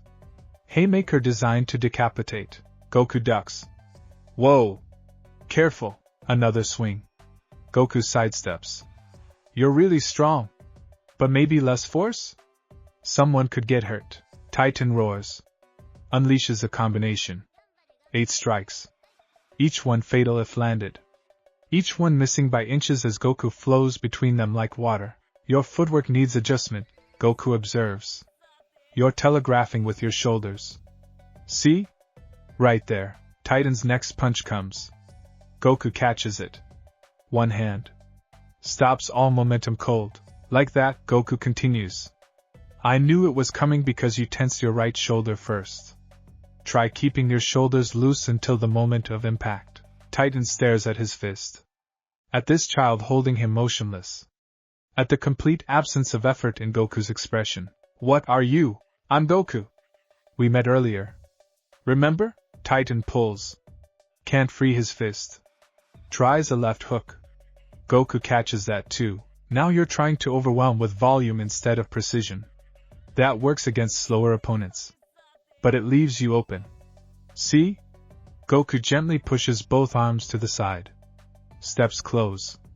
Taps Titan's chest. Right here. Vulnerable. The tap sends Titan flying. Not hard. Just enough. He sails backward. Lands outside the ring. 30 feet away. Unconscious before hitting ground. Silence. Every fighter in Group 7 recalculates their chances. This child, who talked through an entire fight like a teacher, just demolished one of the preliminary's most dangerous competitors. With a tap. Winner, Son Goku. Orchid's voice stays neutral. Professional. But her eyes linger on Goku. Next match. Goku returns to the sidelines. Doesn't showboat. Doesn't celebrate. Just sits and waits his turn. He wins his next 3 fights the same way. Effortless victories. Giving advice while dodging. Teaching while dismantling. His opponents learn more losing to him than they did winning dozens of other matches. Group 7 advances 4 fighters. Goku. Krillin, who proves surprisingly skilled. And 2 others who fought smart instead of strong. The main tournament. 137 fighters entered preliminaries. 16 advance. They gather in the main arena. Proper ring now. Crowd roaring. Cameras broadcasting worldwide. This is what fighters dream of. Recognition. Glory. Proof of skill. Goku looks around. It's loud. That's the audience. Krillin stayed close after preliminaries. Safety in friendly numbers. They love combat. Even when people get hurt? Especially then. Goku frowns. Doesn't understand that appetite. But Gohan warned him. Crowds love spectacle. As long as he controls himself, they'll stay safe. The announcer, a tall man with spectacular hair, takes center stage. Ladies and gentlemen, welcome to the 21st World Martial Arts Tournament. Crowd erupts. Deafening. Goku's sensitive hearing makes him wince. The suppressors glow brighter. His energy responding to stimulation, he breathes. Settles. The glow fades. Tournament bracket appears on a screen. Random draws. Goku's first match, versus Nam. A fighter from a desert village. Fights to earn money for water. Noble cause. Krillin faces Bacterian. A sumo wrestler who weaponizes body odor. Less noble. And there, Jackie Chun. Mysterious newcomer. Matched against some punk named Yamcha. Goku squints. Something familiar about Jackie Chun. The way he stands. The energy signature carefully concealed but not quite hidden. Grandpa. Smart. Test him in finals. Make sure his control holds against someone he cares about. First match, the announcer bellows. Son Goku vs. Nam. Fighters to the ring. Goku walks out. The crowd noise doubles. Half confused. Is that a child? Other half intrigued. The kid demolished preliminaries. Nam bows respectfully. Your reputation precedes you, young one. I'll hold nothing back. Please don't. Goku bows deeper. I want to see your best techniques. They begin. Nam moves like wind. Cross-arm dive. Aerial attacks designed to overwhelm. He's fast. Skilled. Decades of training evident in every motion. Goku dodges. Not mocking. Just careful. Studying.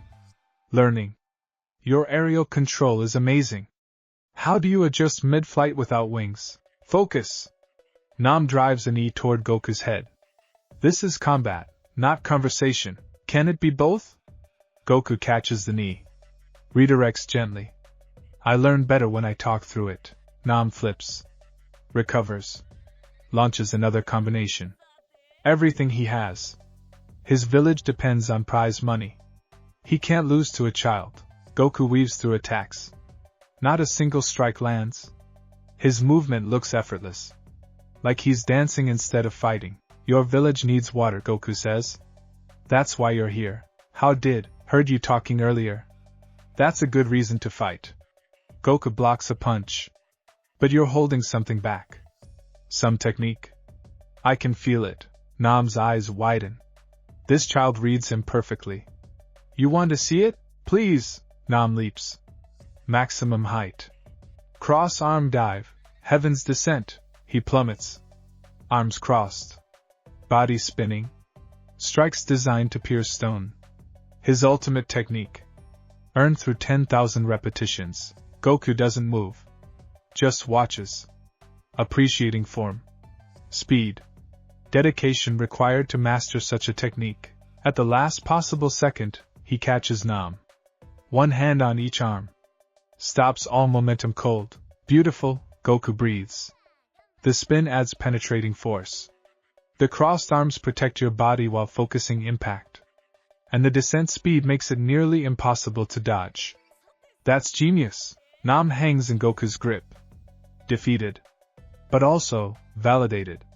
This child, who just beat him effortlessly, genuinely appreciates his life's work. I yield, Nam says quietly. Goku sets him down. You're really strong. Your village is lucky to have you. Not strong enough. Strength isn't just power. Goku smiles. You fight for others. That's the strongest reason there is. They bow. The crowd cheers. Confused but entertained. That wasn't the bloodbath they expected. But it was something. Something pure. Nam leaves the ring. Goku starts to follow. The announcer stops him. Son Goku. Brief word? Sure.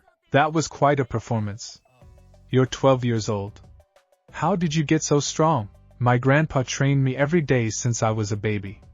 He taught me control first, power second. Control? You barely moved out there, because I didn't need to move much. Goku scratches his head. Fighting isn't about doing more.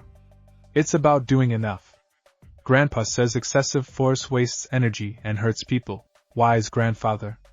Is he here? Goku glances at Jackie Chun warming up for his match. Somewhere, the tournament progresses. Krillin defeats Bacterian by holding his nose. Simple solution. Effective. Yamcha, the desert bandit Goku met years ago, loses to Jackie Chun. The old master moves like water. Techniques polished to perfection. Yamcha lands some strikes but nothing critical. They shake hands afterward. You're good, old man. Thought I had you. Youth versus experience. Jackie Chun adjusts his sunglasses. Experience usually wins. Goku faces another opponent. Then another. Each victory clean. Controlled. He gives advice. Points out openings. Teaches while dismantling. Some opponents get angry. Others grateful. All of them lose. Semi-finals arrive. 4 fighters remain. Goku. Krillin. Jackie Chun. And a massive fighter named Jiren, a dinosaur man whose techniques rely on brute force and binding gum. Brackets updated. Krillin reads. I face Jiren. You face Jackie Chun. Finally. Goku's excitement bleeds through. His suppressors glow brighter. You know him? Maybe. We'll see. Krillin's match first. He fights smart. Fast. Uses size advantage against Jiren's bulk. But ultimately the dinosaur's raw power overwhelms. Binding gum traps Krillin. He can't break free. I forfeit. Jiren advances. Krillin returns to the stands disappointed but not defeated. He's tough. Good luck against him if you make it past Jackie. Thanks. Goku prepares. Stretches. Breathes. His match is next. The test he's been building toward. Semi-final match 2. Jackie Chun vs. Son Goku. They enter the ring from opposite sides. The crowd senses something. These two move differently than other fighters. There's weight to their presence. Jackie Chun bows. Your skills are impressive, young man. But let's see how you handle a true master. Goku bows deeper. Respects his elder. Even if that elder is secretly his grandfather. I'll do my best. They begin. Jackie moves first. Lightning surprise, palm strike designed to stun. Goku blocks. The impact rings across the arena. Shockwave ripples outward. The crowd gasps. That wasn't normal. That sounded like steel meeting steel. Jackie follows up. Combinations. Each strike precise. Each movement economical. This is Gohan's true skill. 50 years of martial arts condensed into perfect form. Goku defends. Doesn't counter yet. Just observes. Studies. His grandfather's fighting when not teaching. When actually trying. It's beautiful. Jackie launches an aerial attack. Comes down with an elbow. Goku catches it. Throws Jackie backward. The old master flips. Lands perfect. Not bad. But can you handle this? He moves faster. Much faster. Creating afterimages. The technique shouldn't be possible. Human bodies don't move that way. But Jackie Chun does it anyway. Goku tracks him. Not with eyes. With energy. He feels where Jackie really is versus where illusions cluster. Left side.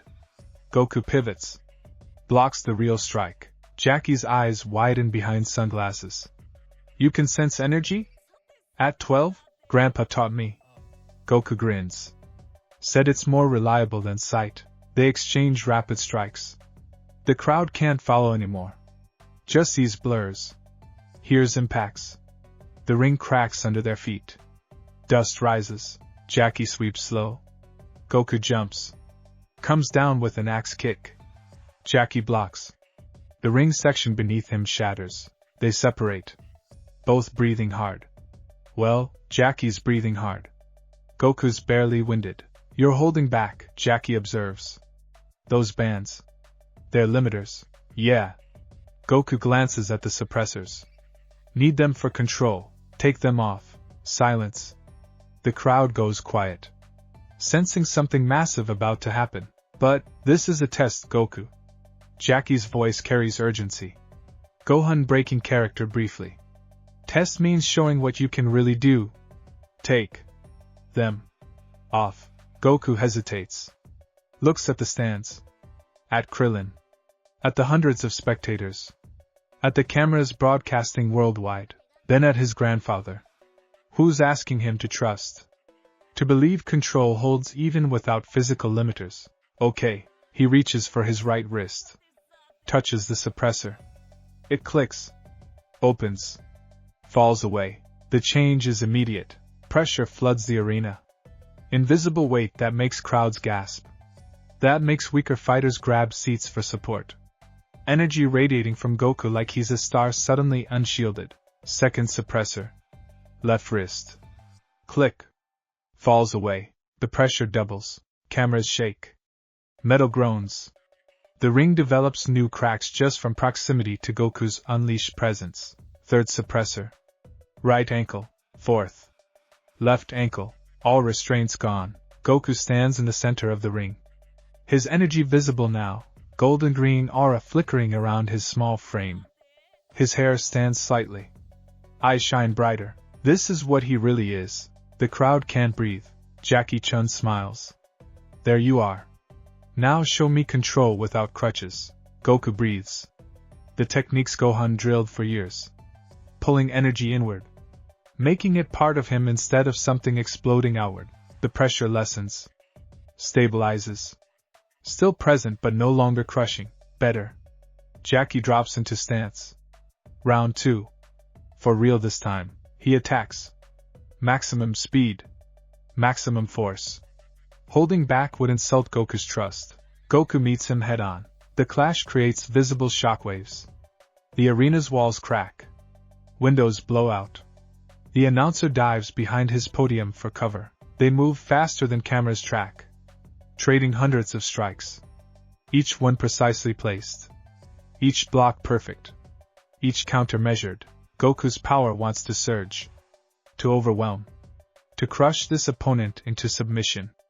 The Saiyan instinct screaming at him to dominate. He pushes it down. Controls it. Channels it. 1 strike. 2. 3. Jackie matches him. But age shows. Gohan's breathing gets ragged. His blocks come slower. Decades of wear catching up. Goku notices. Pulls back slightly. You okay? Don't you dare hold back on me now. Jackie launches a Kamehameha. Energy wave that lights the arena. Goku copies the motion. Has seen it once. Understands it immediately. His own energy gathers. Mirrors Jackie's technique. Their waves collide mid-ring. Struggle. Push against each other. The entire arena shakes. Goku's wave is stronger. Of course it is. He has reserves that dwarf human limits. Could end this right now. Instead he modulates. Matches Jackie's output exactly. Turns the clash into stalemate. They hold it. 10 seconds. 20. 30. Jackie's arms tremble. He can't maintain this.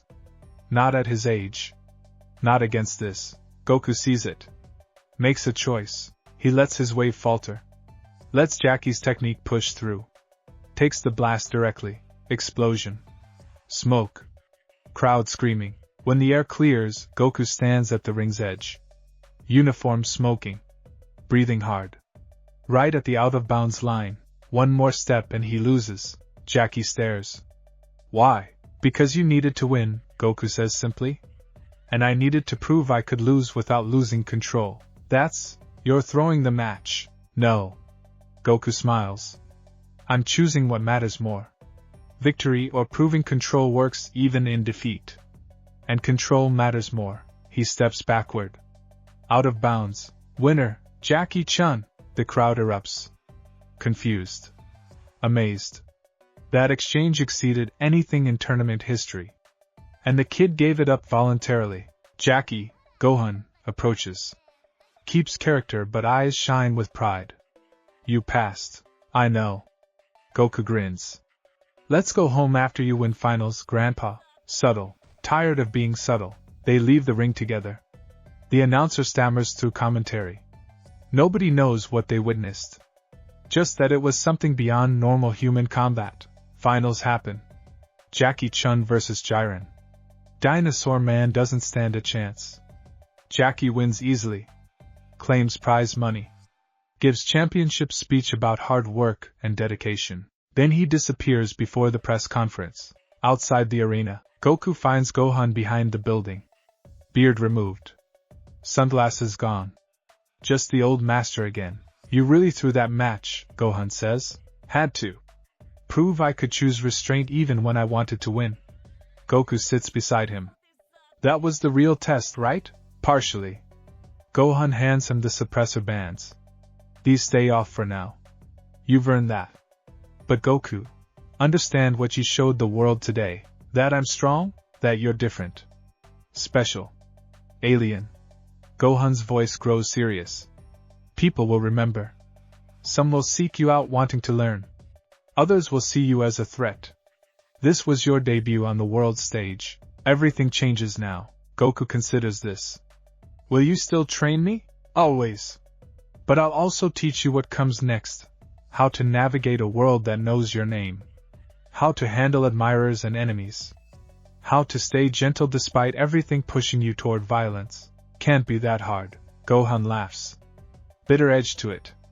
You have no idea. Krillin finds them. There you are. Goku, that was insane. You have to teach me that energy technique. He stops. Looks at Jackie-chan. At Gohan. Wait. Are you, Master Rashi? Gohan says smoothly. A new identity. Safer than his real name. Goku's grandfather and teacher. The disguise was for tournament purposes. Testing my student. You're both crazy. Krillin grins anyway. Can I train with you guys? Gohan and Goku exchange glances. More students means more oversight. More chances for Goku to learn restraint through teaching others. Sure. Goku decides. Come to Mount Paozu. Grandpa makes the best training courses. That I usually destroy, Goku adds. That he usually destroys, Gohan confirms. Yamcha appears too. Heard there's an opening for training with the tournament's real power players. Count me in. More students. More responsibility. More chances for disaster, but also more reasons to maintain control. More people depending on Goku to be the gentle warrior instead of the monster. Fine, Gohan sighs. Everyone comes to the mountain.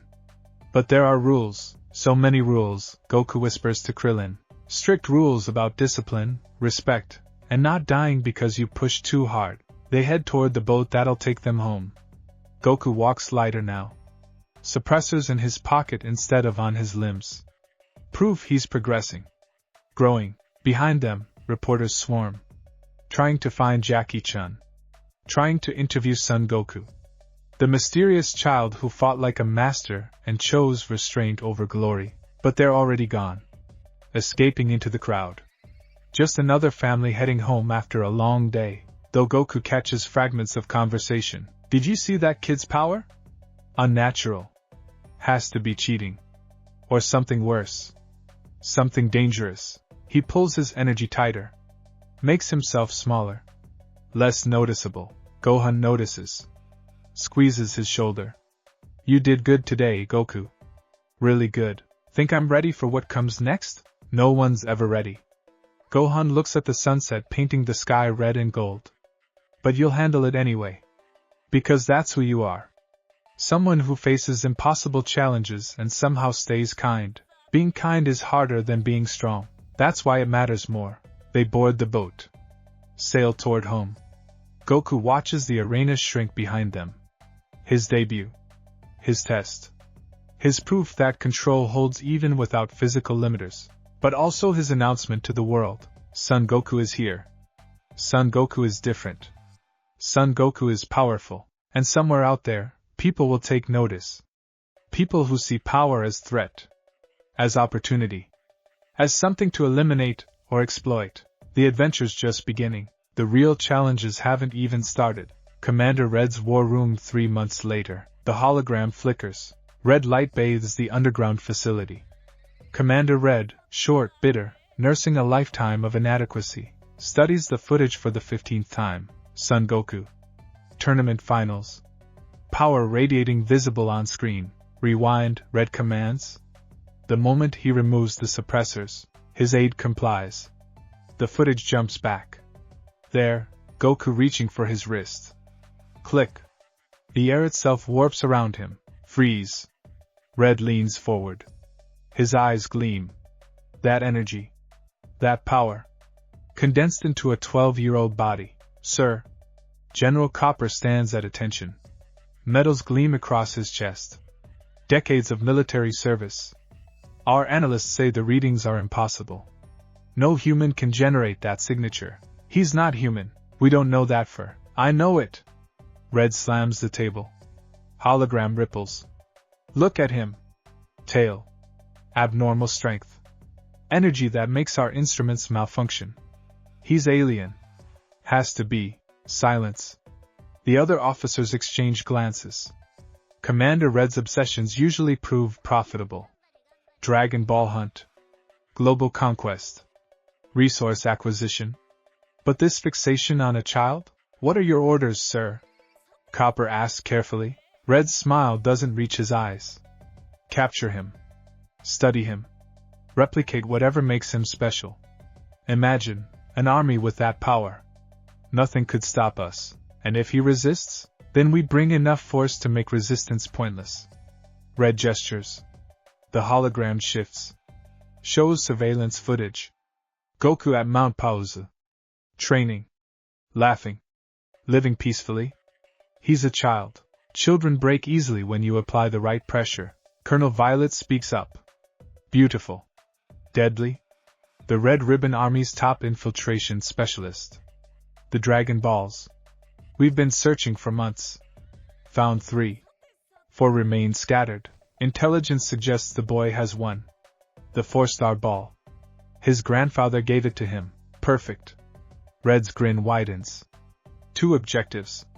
1 target. General Copper, mobilize your troops. I want overwhelming force. Tanks. Aircraft. Mechs. Everything. To capture one child? To capture one weapon disguised as a child. Red stands. His short stature makes the gesture less imposing. Compensates with venom in voice. Move out. Bring me son Goku alive if possible. Dead if necessary. But bring me what he knows. The officers salute. File out. Plans forming. Strategies coalescing. None of them understand what they're marching toward. Mount Posa morning training. Goku punches air. Each strike creates small shockwaves. His control's better now. Doesn't accidentally crater things. But the power is still there. Growing. Always growing. Again. Gohan observes from under the ancient pine. But this time, pull the punch at the last second. Make the air displacement do the work. Goku tries. Throws a punch. Stops his fist inches from completion. The air pressure continues forward. Creates a blade of wind that cuts through 3 bamboo stalks. Clean cuts. Surgical precision. Better. Gohan nods. You're learning to weaponize control. Not just suppress power but shape it. Krillin and Yamcha spar nearby. 3 months of mountain training transformed them. Krillin's faster, stronger. Yamcha's sword work reached new heights. But neither approaches Goku's level. Not even close. Break time, Goku announces. Flops onto grass. I'm hungry. You're always hungry. Krillin tosses him a canteen.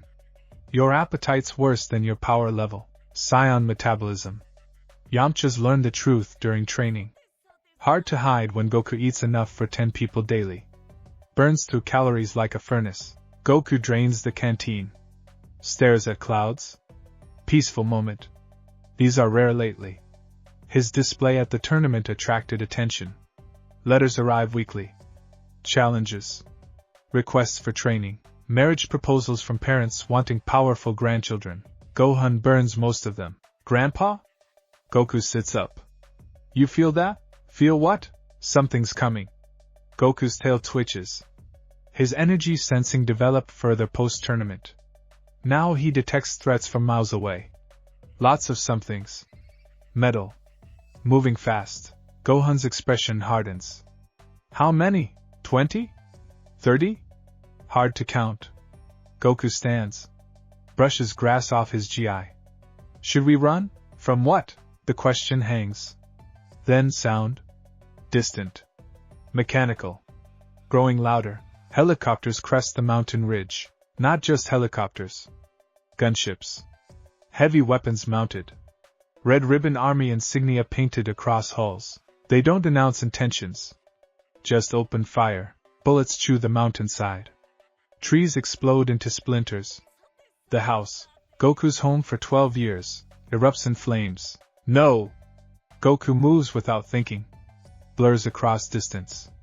His aura flares, golden-green shield expanding. Bullets hit the barrier. Bounce off. Rain harmlessly to earth, but the house still burns. Why? Goku shouts at the aircraft. We didn't do anything. Response comes in missiles. 6 of them.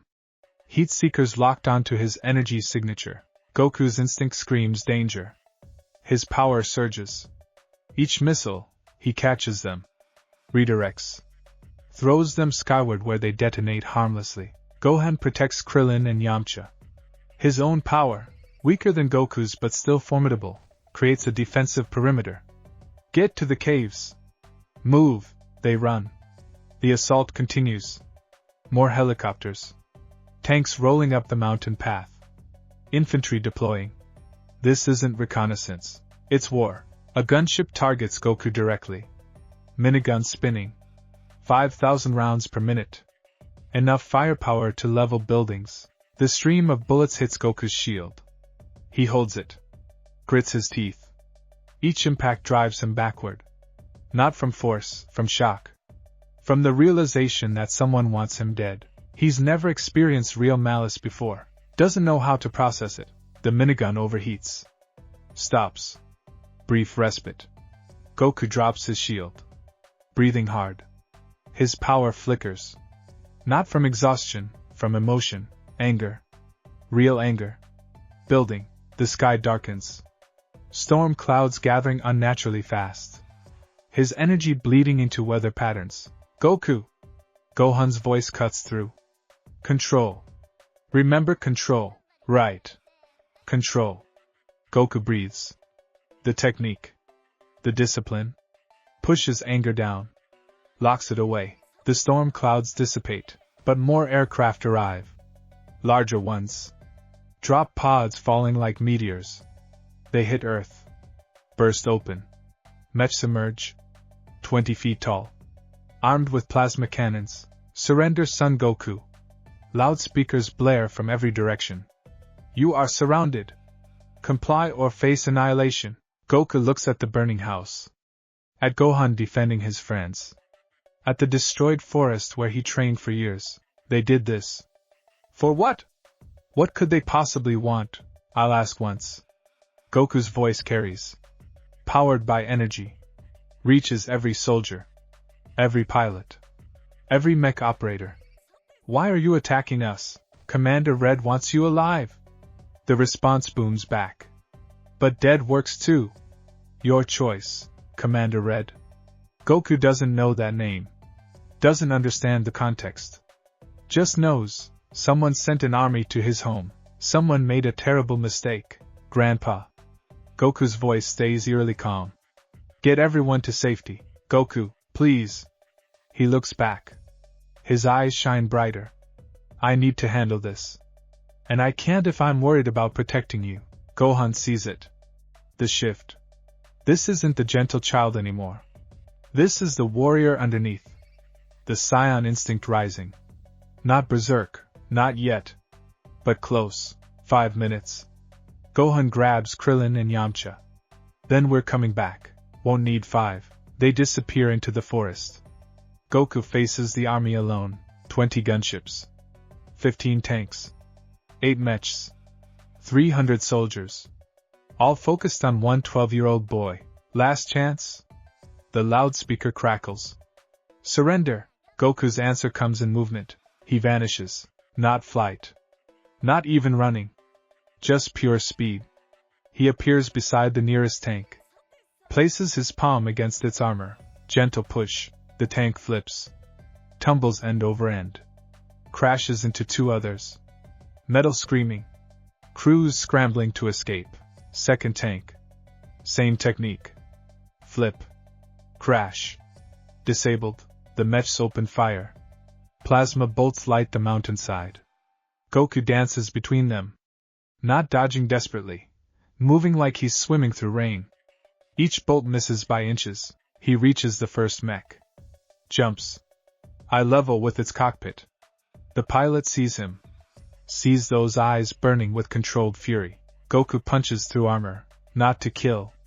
To disable. His fist destroys controls. Shreds wiring. The mech collapses. Emergency systems eject the pilot before it hits ground. Second mech. Third. Fourth.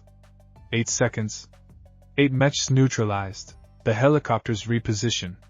Fire missiles. Goku leaps. Meets them midair. Bats them away like toys. Each redirection sends missiles into empty sky. He lands on a gunship's hull. The pilot panics. Banks hard. Trying to shake him off. Goku holds on with one hand. Rips the minigun off with the other. Crushed metal crumbling in his grip. Leave. His voice somehow carries over rotor wash. Tell your commander, this mountain is protected. Anyone who comes here with violence gets sent home broken. He jumps off. The gunship limps away. Others don't take the hint. Coordinated assault. Every remaining unit fires simultaneously. Hundreds of weapons. Thousands of projectiles. The mountain itself seems to explode.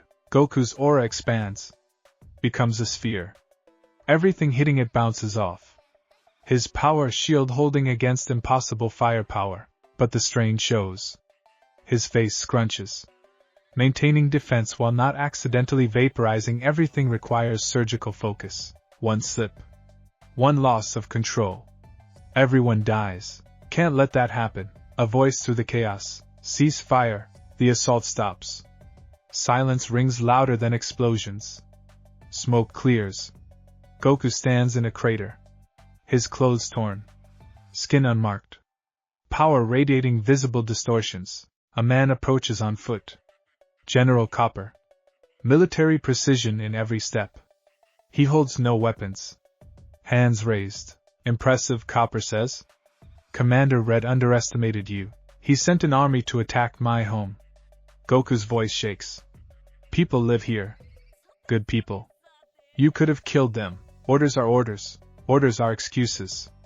Goku steps forward. The ground cracks under his feet. Go back. Tell your commander he made a mistake. Tell him if he comes here again, I won't hold back. Kappa's eye twitches. You're holding back now? Every second. Goku's aura pulses. Because killing you would be easy. Letting you live is hard. And I choose hard. Respect flickers across Kappa's face. This child could erase the entire battalion. Instead, he's offering mercy. Commander Red won't accept this. He wants the Dragon Ball you possess. He wants to study you. He doesn't stop until he gets what he wants. Then he'll keep failing. Goku's hands clench.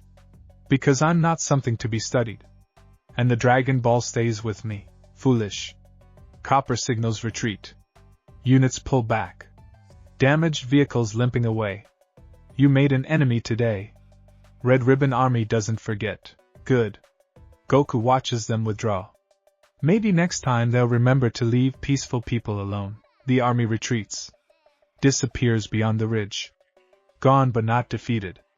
Regrouping. Planning. Coming back stronger. Goku collapses the moment they're gone. Not from injury. From exhaustion. Maintaining that much control while fighting instinct to simply erase the threat. That took everything. Gohan finds him sitting in the crater. Staring at his hands. I wanted to kill them, Goku whispers. When they burned our house. When they threatened you. Every cell in my body screamed to just let go. Erase them all. But you didn't. Almost did. Goku looks up. Tears streak his face. Grandpa, it's getting harder. The more I'm challenged, the louder the power gets. Like it's alive. Like it wants to be used. Gohan sits beside him. Says nothing for a long moment. Just sits. Presence meaning more than words. That anger, Gohan finally speaks. That instinct. It's part of you. Can't suppress it forever. Can't pretend it doesn't exist. Then what do I do? You channel it. Gohan picks up a stone. Smooth. Worn by water over centuries. Power is like water. Try to dam it completely. Pressure builds until something breaks. Better to give it a path, control direction instead of denying flow. I don't understand. You will. Gohan stands. Offers his hand. Come on. We have a house to rebuild.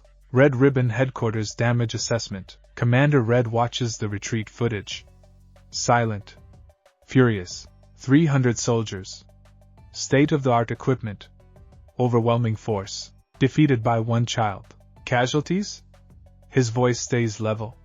Dangerous level. Surprisingly few, sir. Copper stands at attention. Fresh from the battlefield. 17 injuries. No deaths. The boy, he pulled his punches. Could have killed everyone. Chose not to. Weakness. Or mercy. There's a difference. Red's glare could melt steel. Are you defending him? I'm reporting facts. Son Goku isn't just powerful. He's trained.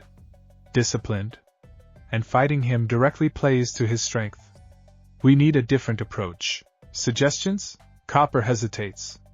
What he's about to propose crosses lines. Hostages. He protected his grandfather and friends. That's leverage. We hit targets he cares about. Force him to come to us on our terms. Red considers. The martial arts community. His tournament connections. Find everyone he spoke to. Everyone who might matter to him. That's necessary. Red stands. Walks to the window. His reflection stares back. Short. Inadequate. Always overlooked. But soon he'll have power that makes size irrelevant. I'm not interested in fair fights, General. I'm interested in victory. Use whatever methods necessary. Copper salutes. Stiff. Reluctant. But orders are orders. He leaves to plan atrocities. Red returns to the hologram. Watches Goku fight. Studies every movement. Looking for weaknesses. Finding none except one, the boy's mercy. His refusal to kill. That's the weakness Red will exploit. Muscle Tower 2 weeks later. Jingle Village nestles in frozen north. Peaceful. Isolated. Home to the tournament's announcer and his family. Was peaceful. Red Ribbon Army occupied it. Took hostages. Built their operations into the region's central structure. Muscle Tower. 5 floors. Each one a death trap. Message delivered to Mount Pausa via radio. Son Goku. Muscle Tower. Jingle Village. You have 48 hours. Come alone. Surrender. Or everyone dies. Commander Red. Goku hears it. Something breaks inside. Not his control. Something deeper. His belief that mercy matters. That choosing restraint makes him better. I'm going. His voice carries finality. It's a trap. Yamcha states the obvious. I know. They'll try to kill you. I know. Then why? Because people are hostages because of me. Goku's aura flares. Cracks the floor. He reins it in immediately. This is my fault. My power made me a target. And now innocent people suffer. I have to fix it. Gohan recognizes the look. Determination crystallized into purpose. Nothing will stop Goku. Better to help than hinder. Take this. Gohan hands him a small device. Emergency beacon. Press it if you need backup. I won't. Press it if you need backup. Gohan's tone brooks no argument. Pride is stupidity when lives are at stake. Understand? Goku nods. Pockets the device. I'll bring everyone home safe. And yourself? That too. Probably. Goku tries smiling. Doesn't quite work. Grandpa? If I lose control there, if the power takes over, then I'll come get you. Drag you back. Remind you who you are. Gohan grips his shoulder. But you won't lose control. Because that's not who you've become. Goku wants to believe that. Needs to believe that. He flies north. Not running. Flying. His ki control developed enough for sustained aerial movement. The landscape blurs beneath him. Mountains. Forests. Eventually, snow. Jingo Village appears. Tiny. Occupied. Muscle tower rising from its center like a tombstone. Goku lands outside the main gate. Guards immediately raise weapons. I'm Son Goku. He announces. Here to end this. They don't shoot. Radio ahead instead. Doors open. Goku walks through. Into the tower. First floor. Waiting for him, Major Metallitron. Android. 7 feet of reinforced steel and hydraulic fury. You must be the brat. Metallitron's voice synthesizes. Mechanical. Cold. Orders say capture. But I don't take orders well. He attacks. Fist like a wrecking ball. Goku sidesteps. The fist craters stone where he stood. Don't want to fight you. Goku raises his hands. Non-threatening. Just want the hostages. Then you'll die wanting. Metallitron unleashes everything. Missiles from shoulder mounts. Laser from eye ports. Grabbing claws extending from wrists. He's a walking arsenal. Goku dodges it all. Not even breathing hard. This is pointless. You can't hurt me. I don't want to hurt you.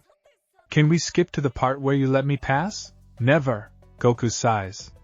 Moves. One motion. Behind Metallitron. His hand finds the android's power core. Gentle pull. Wiring tears. Core comes free. Metallitron freezes mid-swing. Emergency shutdown. Sorry. Goku sets the core down carefully. You're well built. Just outmatched. Second floor. Ninja Murasaka waits. Master of illusions and stealth. He creates shadow clones. Surrounds Goku with perfect copies. Which one's real? They speak in unison. Guess wrong and die. Goku doesn't guess. Senses energy. Finds the original. Taps him. Light tap. Murasaka collapses. All illusions vanish. Pressure point. Goku explains to the unconscious ninja. Grandpa taught me. Non-lethal. You'll wake up in an hour with a headache. Sorry about that. Third floor.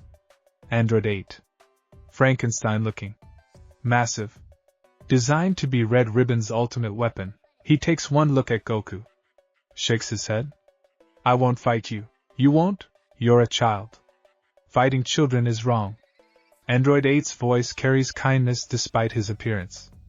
I don't care what Commander Red wants. I have lines. Goku's eyes widen. You're good. Trying to be. Android 8 sits. They built me to kill. But I choose peace. Is that stupid? That's the smartest thing anyone's ever said. Goku sits beside him. What's your name? Android 8. But I prefer 8-man. I'm Goku.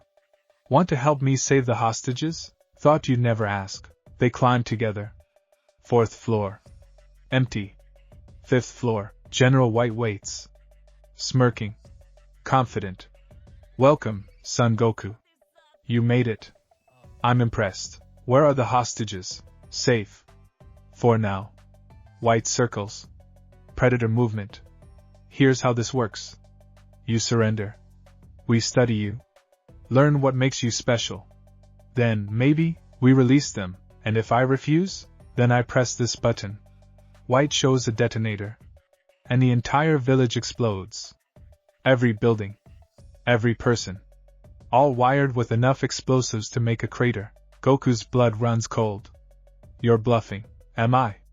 White grins. Test me. See what happens. Standoff. Goku's mind races. Can he move fast enough to take the detonator? Maybe. But if White's reflexes trigger it, don't. Android 8 whispers. Too risky. But, decide. White's thumb hovers over the button. Surrender or they die. Goku's power surges. Not from anger. From desperation. The air pressure changes. Windows crack. His aura blazes visible. For the first time since training began, he considers letting go. Using overwhelming force. Speed blitzing White before he can react. But what if he's too slow? What if the button's pressure sensitive? What if the tower shakes? Not from Goku. From outside. Something else. A figure crashes through the wall. Tao Pai Pai. The assassin. Pink outfit. Pigtail. Expression that speaks of infinite confidence. General White. Tao's voice drips disdain. Commander Red hired me because you failed. Step aside. But I have him. You have nothing. Tao flicks his hand. Dodon Ray. Concentrated energy beam. Pierces White's shoulder. The detonator falls. Tao catches it. Crushes it. Fake anyway, Tao says. Red's too cheap for that much explosives. Now, he focuses on Goku. You're the brat who embarrassed an entire battalion? Goku's relief at the detonator being fake evaporates. This man, his energy signature, it's wrong. Twisted. This is a killer, Tao Pai Pai. Android 8 backs away. The world's greatest assassin. Goku, run, can't. Goku drops into stance. Not until the hostages are safe. Admirable. Tao cracks his neck. Stupid, but admirable. I've killed stronger fighters than you, child. This'll be quick. He attacks, not theatrically. Not showing off. Pure efficiency. His fist aimed at Goku's throat.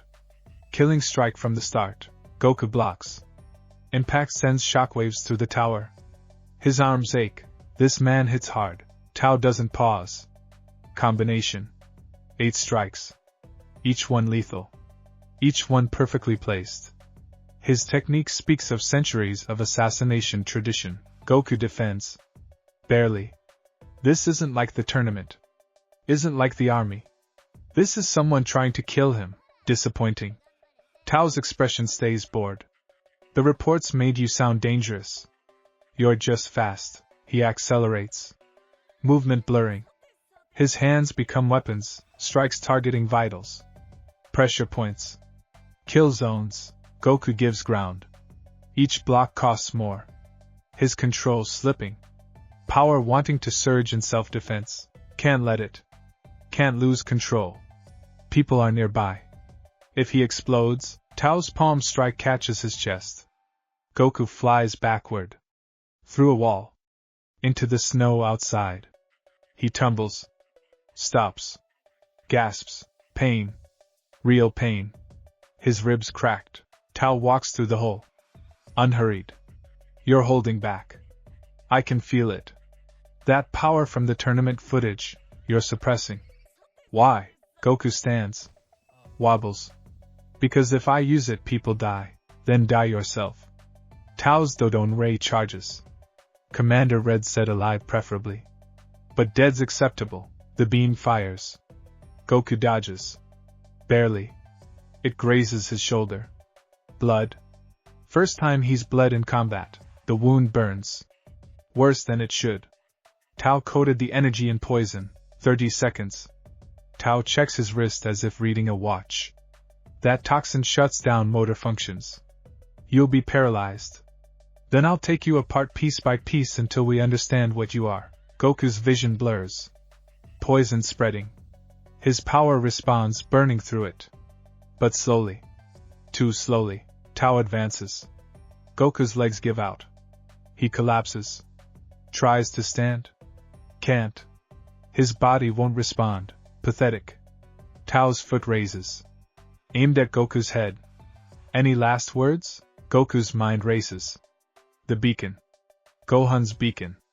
But pressing it means admitting failure. Means bringing his grandfather into danger. Tao's foot descends. Android 8 tackles him. Massive android crashing into assassin. They tumble. Tao recovers first. Irritated now. Defective merchandise. His Dodone ray pierces Android 8's shoulder. Oil sprays. Should have been scrapped. Run, Goku! Android 8 grapples Tao. Get the hostages. I'll hold him. You'll die. I'll try. Android 8's grip tightens. Someone has to be brave. Might as well be me. Tao's expression shifts.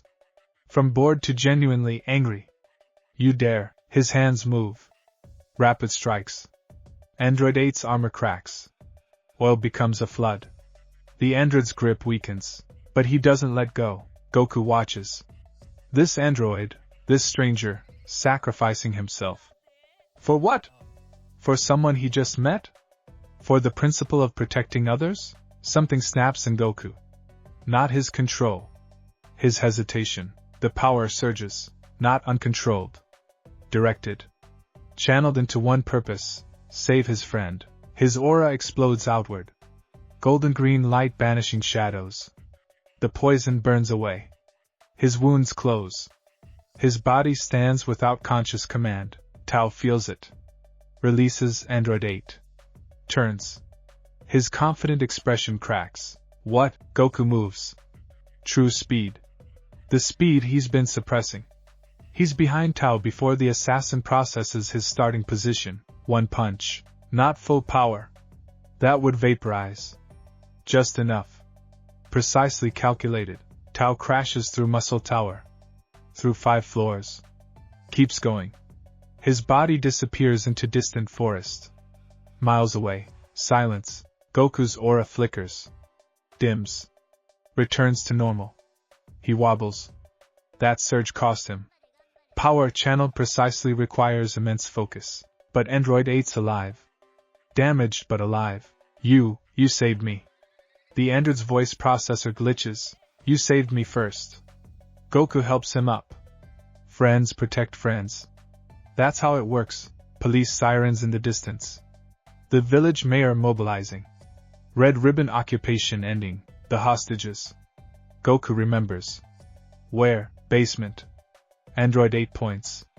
Never in danger. White lied about explosives. Just wanted leverage. They find them. 17 villagers. Scared but unharmed. Goku breaks the locks. Sets them free. The tournament announcer sees him. Recognition flares. You're that kid from, yeah. Goku smiles. Exhausted. Sorry about all this. My fault they targeted you. Your fault? The announcer shakes his head. Son, evil men do evil things. That's their choice. Not yours. You just ended it. The words hit harder than Tao's strikes. Not his fault. Their choice. Simple. But somehow Goku never internalized it.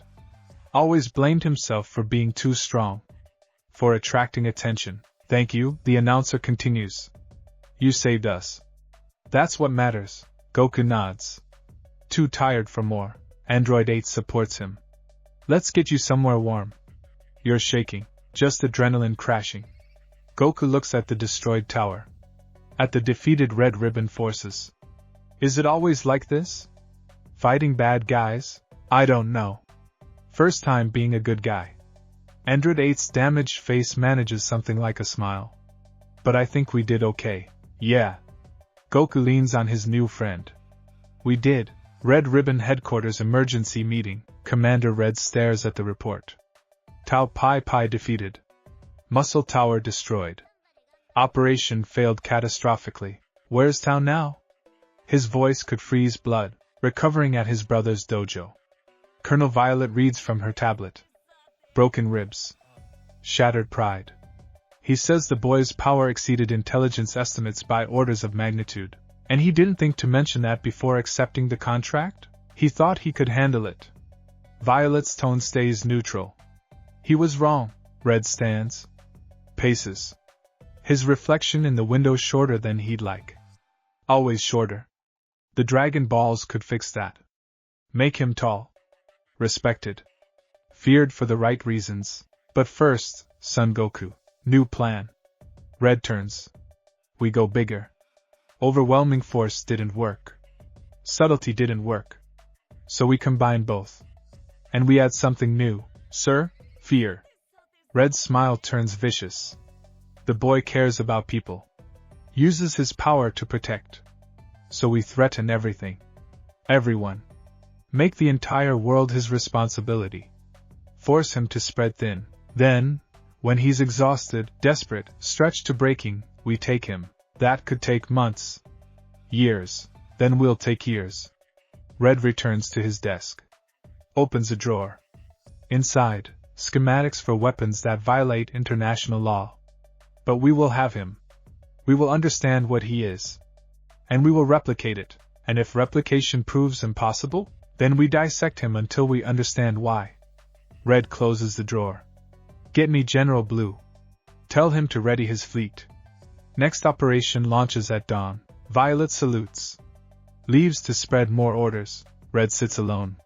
Studies the hologram of Goku one more time. This child, this alien weapon, stood against an army. Against Tao Pai Pai. And won. But everyone has limits. Everyone breaks eventually. He just needs to find Goku's breaking point. Mount Pauzu return. Goku flies home. Android 8 repaired enough to travel. They arrive at sunset. The rebuilt house stands where the old one burned. Smaller. Simpler. But standing. Gohan waits on the porch. Sees Goku. Sees the blood on his uniform. The exhaustion in his eyes. Did you? Everyone's safe. Goku lands. Stumbles. Gohan catches him. And I met a friend. This is Android 8. 8-man. He's really brave. Pleased to meet you. Android 8 bows. Clumsy but sincere. Any friend of Goku's. Gohan helps them both inside. What happened? Goku tells him. Everything. The tower. The assassin. The moment he channeled his power with precision instead of suppressing it, and you maintained control? Gohan asks. Yeah. Felt different though. Like the power wasn't something I fought. Just something I directed. Aimed. Goku stares at his hands. Is that progress? That's evolution. Gohan prepares tea. Even Android 8 gets a cup, symbolic gesture. You're learning what I hoped you would. Power isn't the enemy. Lack of purpose is. Give power a direction, it becomes a tool. Leave it directionless, it becomes destruction. But Commander Red won't stop. Goku's voice hardens. He'll keep coming. Keep threatening people to get to me, probably. Then what do I do? You do what you're doing. Gohan sits. Protect people. Stop threats. Become strong enough that eventually, people like Red give up. Or die trying to hurt you. Dark words. But honest. Goku sips his tea. Warmth spreading. I don't want to kill anyone. Then don't. But understand, some people won't give you choice. They'll push until you or they die. What happens then? I don't know. You'll figure it out.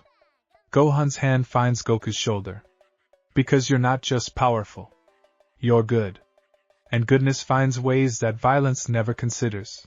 Goku wants to believe that. Needs to believe that. Outside, stars emerge. The same stars that light planets across the universe. Some of them, unknown to Goku, shine on the ruins of planet Vegeta. On the cold void where his people died, but also on Earth. On this mountain. On this moment of peace between battles, the Red Ribbon Army plots. Commander Red schemes. Tao Pai Pai recovers and nurses grudges. But here, in this small house, a 12-year-old alien learns that power matters less than the choice of how to use it, and that lesson will matter more than anything when the real challenges come, when choices become impossible, when mercy costs everything. Goku doesn't know that yet, still believes in happy endings, still thinks control guarantees victory. The universe will teach him differently, but tonight he rests. Surrounded by friends. Safe on his mountain, the storm child found his eye. Soon the storm returns. Korin's tower the climb, the tower pierces clouds. Goku stares up. Can't see the top. Just white stones stretching into infinity. His tail twitches, excited, nervous, both. 3 weeks since Muscle Tower. 3 weeks of nightmares. Tao Pai Pai strikes replaying. The moment his power nearly slipped. The razor edge between control and catastrophe. You sure about this? Krillin asks. Came along for support. That tower's insane. Looks like it goes forever. Korin lives up there. Goku adjusts his GI. Fresh orange. The old one's still blood-stained. Grandpa says he can teach me what I need, which is, how to use my power without being scared of it. Goku touches the base. Stone hums under his palm. Ancient energy. Grandpa's taught me suppression. Control. But that's not enough anymore. I need to learn. Integration? That's the word he used. Big word. Big problem. Goku grins despite tension. Race you to the top? You're insane. I'm taking the stairs. There are no stairs. Then I'm staying here. Goku laughs. Starts climbing. Hand over hand. The stones smooth. Worn by centuries of weather. Footholds barely exist. He doesn't need them. His energy flows into fingers and toes. Sticks him to the surface. Grandpa's advanced lesson, key adhesion. Took 2 years to master. Now it's reflexive. He climbs fast. Krillin becomes a dot below. The ground disappears. Clouds swallow everything. Cold up here. Thin air. Normal people would struggle. Goku breathes easy. Saiyan lungs adapted for this. The climb takes hours. His mind wanders. Thinks about Red Ribbon Army. About Commander Red's obsession. About the Dragon Ball he still carries. Grandpa's 4-star ball. The reason this started. Maybe he should have given it up. Saved everyone the trouble. No. That's victim thinking. Gohan's words echo. Evil men make evil choices. Not your responsibility to appease them. Still. People suffered because of him. That weight sits heavy. Stop thinking so loud. A voice from above. You're giving me a headache. Goku looks up. A cat stands at the tower's edge. White fur. Walking on 2 legs. Staff and paw. Wearing a vest. You're a cat. You're observant. The cat, Korin, gestures. Top's right here. Climb or fall. Choice is yours. Goku pulls himself over. Stands on a platform barely 20 feet across. The tower continues up, another impossibility stretching beyond sight. This isn't the top. Nothing's ever the top. Korin circles him. Analyzing. You're the Saiyan brat causing trouble. How did you? I'm 800 years old. I know things. Korin taps his staff. Your grandfather sent word. Said you need training? Said you're powerful but terrified of yourself. I'm not terrified. Liar. Korin's eyes, ancient, knowing, pin him. You radiate fear. Not of enemies. Of you? Of what happens if you slip. Goku's jaw tightens. Is that wrong? Wrong? No. Healthy? Also no. Korin gestures to a small house on the platform. Come. We'll discuss over senzu beans. Inside sparse. Simple. Clay pots filled with beans. A bed. Training equipment that looks medieval. Korin tosses him a bean. Eat. Goku catches it. Sniffs. What is it? Senzu bean. One fills you for 10 days.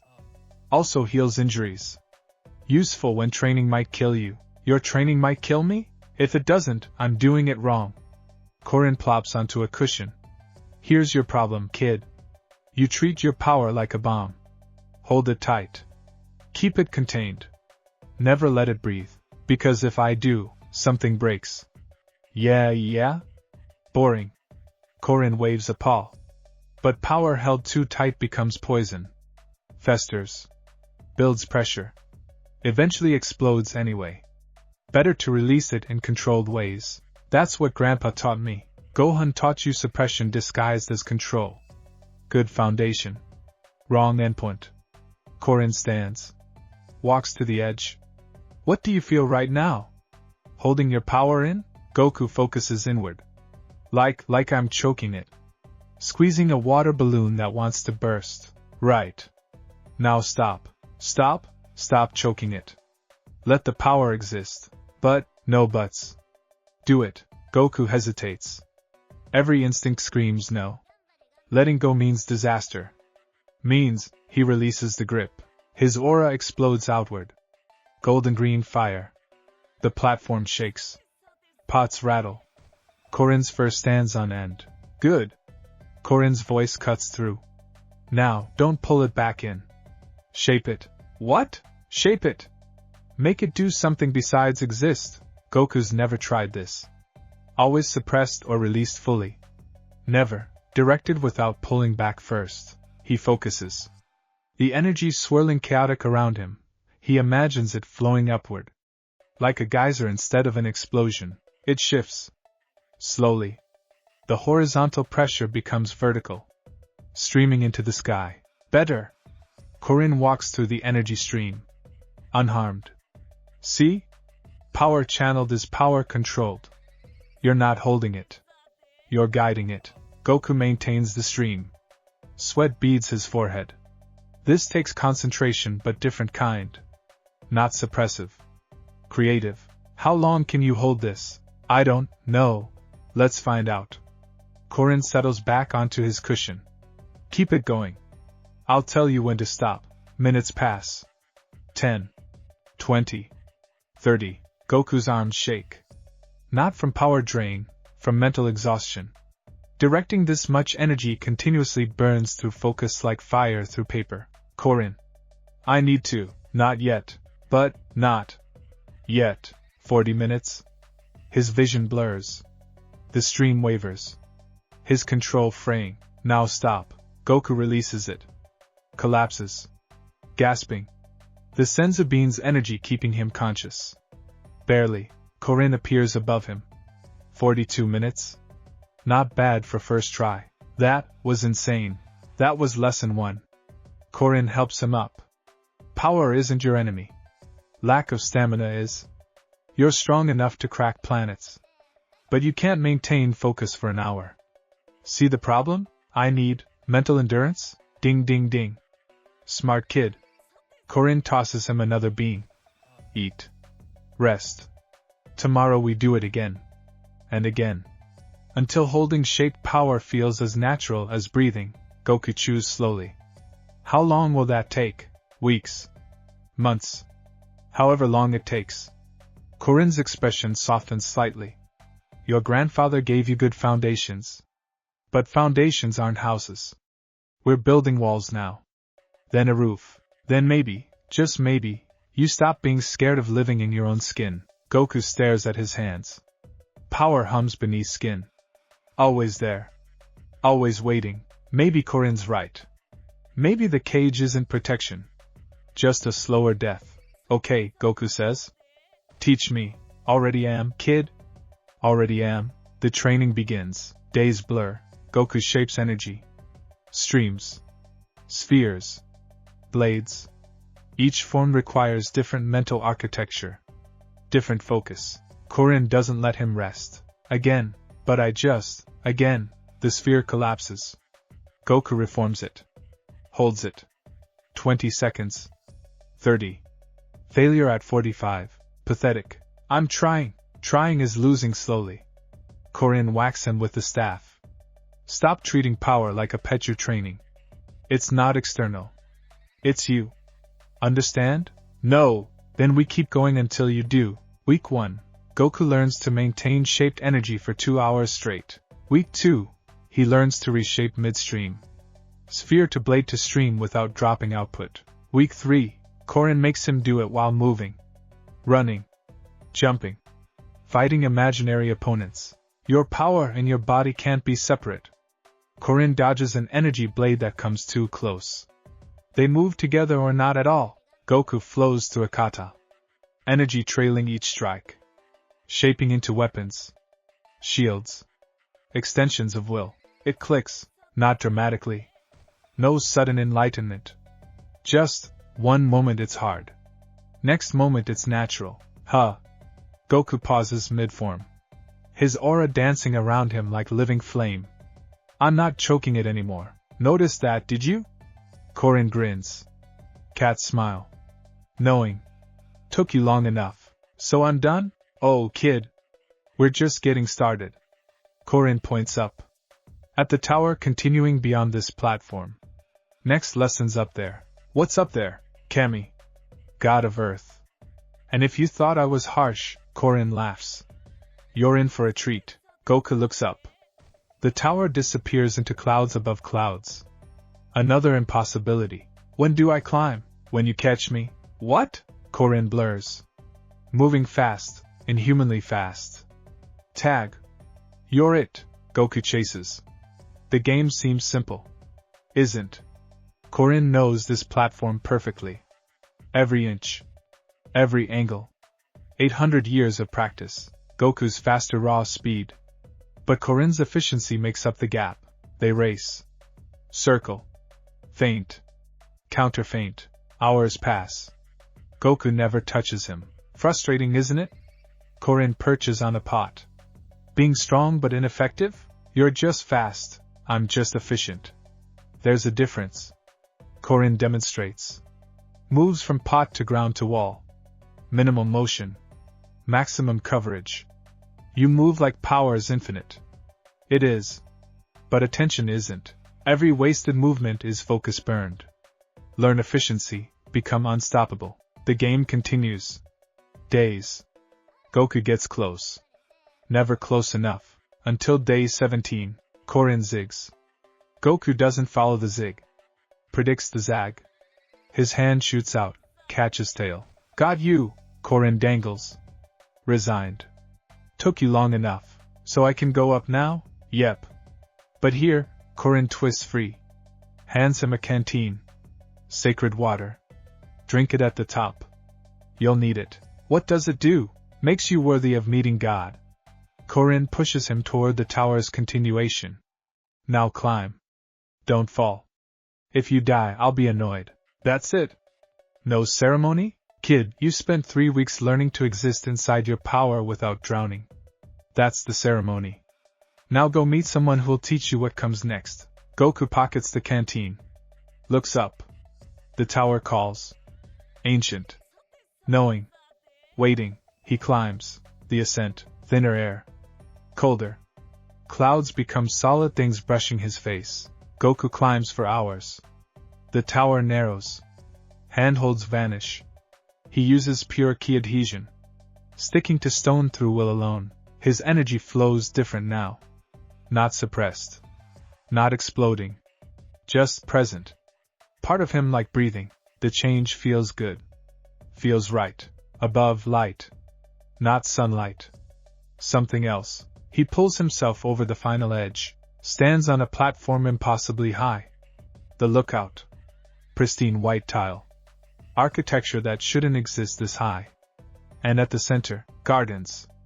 Trees. A palace. Welcome. Goku spins. A figure emerges from the palace. Dark skin. White turban. Pointed ears. Robes that flow despite no wind. Mr. Popo, you are Son Goku. Not a question. Statement. Yes. Korin sent me.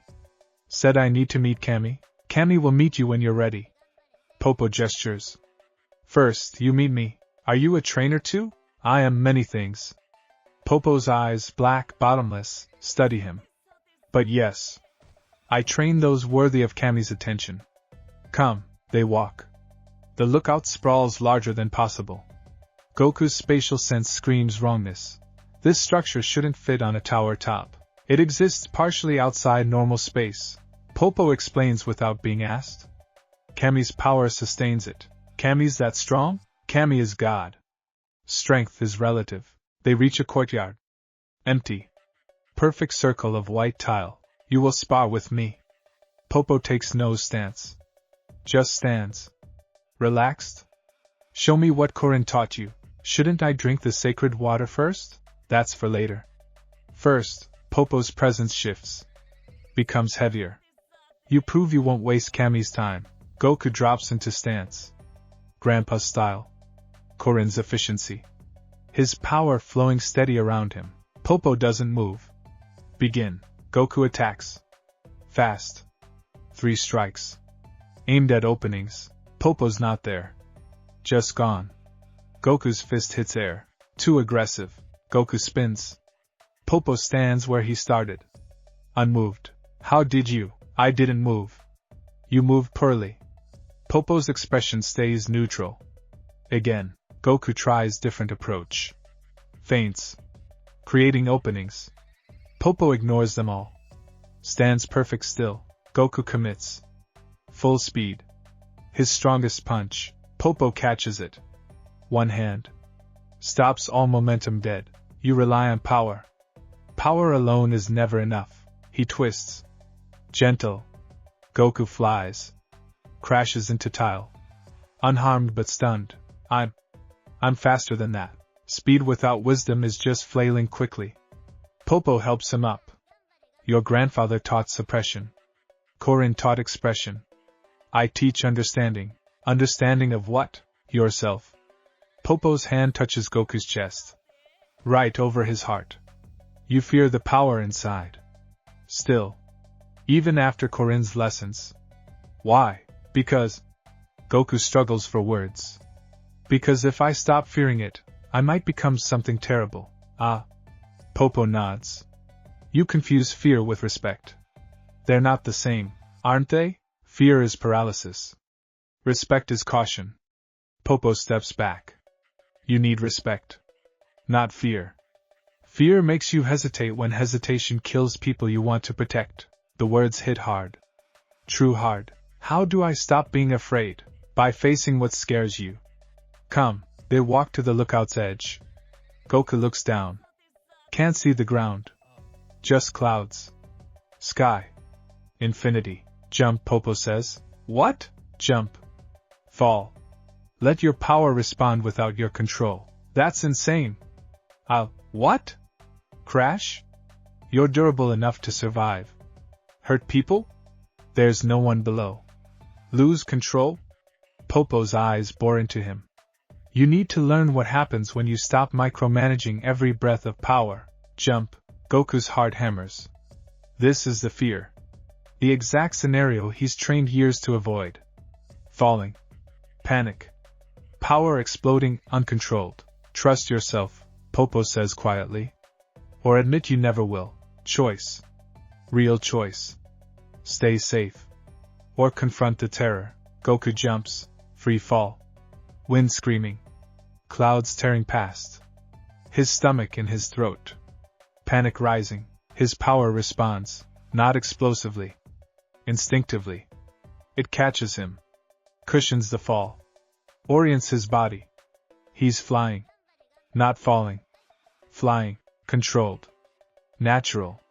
His power knowing what to do without conscious direction. Goku floats. Tests it. Up. Down. Left. Right. I'm actually flying. Popo's voice carries from above. Your power wants to protect you. Always has. You just never trusted it to do so. Goku flies back up. Lands on the lookout. His expression transformed. I've been fighting myself. Yes, all this time. Grandpa taught me control, but I interpreted it as war. Me versus power. Yes, but we're the same thing. Now you understand. Popo smiles. Genuine. Drink the sacred water. Kami waits. Goku pulls the canteen. Studies it. What's really in here? Tap water from Korin's stock. Popo shrugs. The water itself is meaningless. The climb makes you worthy. The belief makes you ready. Drink. Goku drinks. Tastes like water. Nothing special. Everything special. Because he's ready now. To meet God. To learn what comes after understanding. Kami's chamber. The palace opens. Goku enters. Vast space. Throne at the far end. And sitting there, Kami, old beyond measure. Namekian, though Goku doesn't know that word yet. Green skin. Antennae. Eyes that have witnessed civilizations rise and fall. Son Goku. Kami's voice echoes without volume. I've watched you since you arrived on Earth. You watched me? I watch all things. Guardian's duty. Kami stands. Walks closer. Your Saiyan. Alien warrior race. Extinct now. Frieza destroyed them. The name means nothing. The context means everything. I'm the last? Perhaps. Perhaps not. The universe is vast. Kami circles him. Analyzing. But you're unique even among your people. The power you carry, it's not normal Saiyan strength. Something else. Something ancient. What is it? I don't know. But I see it sleeping in your blood. Waiting. Kami's expression grows grave. That's why you're here. Not to learn power, you have that. To learn purpose. Purpose? Why do you fight, Son Goku? To protect people. Deeper. Why do you care about protecting people? Goku pauses. Nobody's asked him that. Everyone assumes it's obvious. But Kami wants real answer. Because I'm strong. And strength without purpose is just destruction. Grandpa taught me that. Your grandfather taught you well.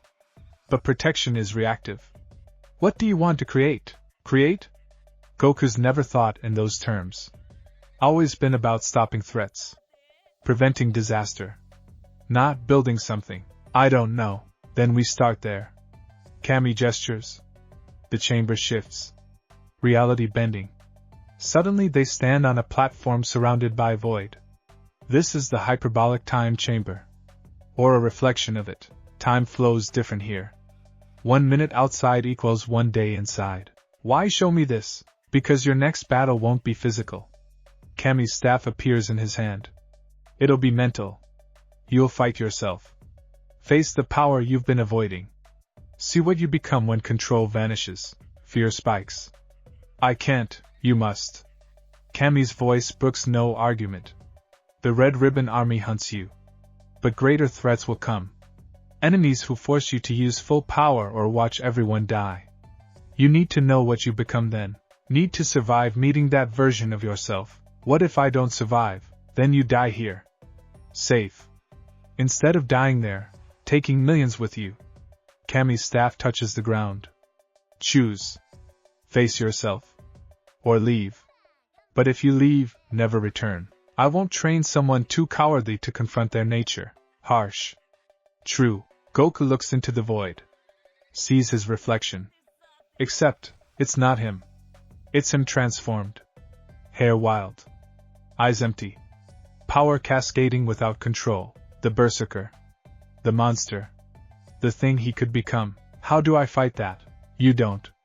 Kami's hand finds his shoulder. You integrate it.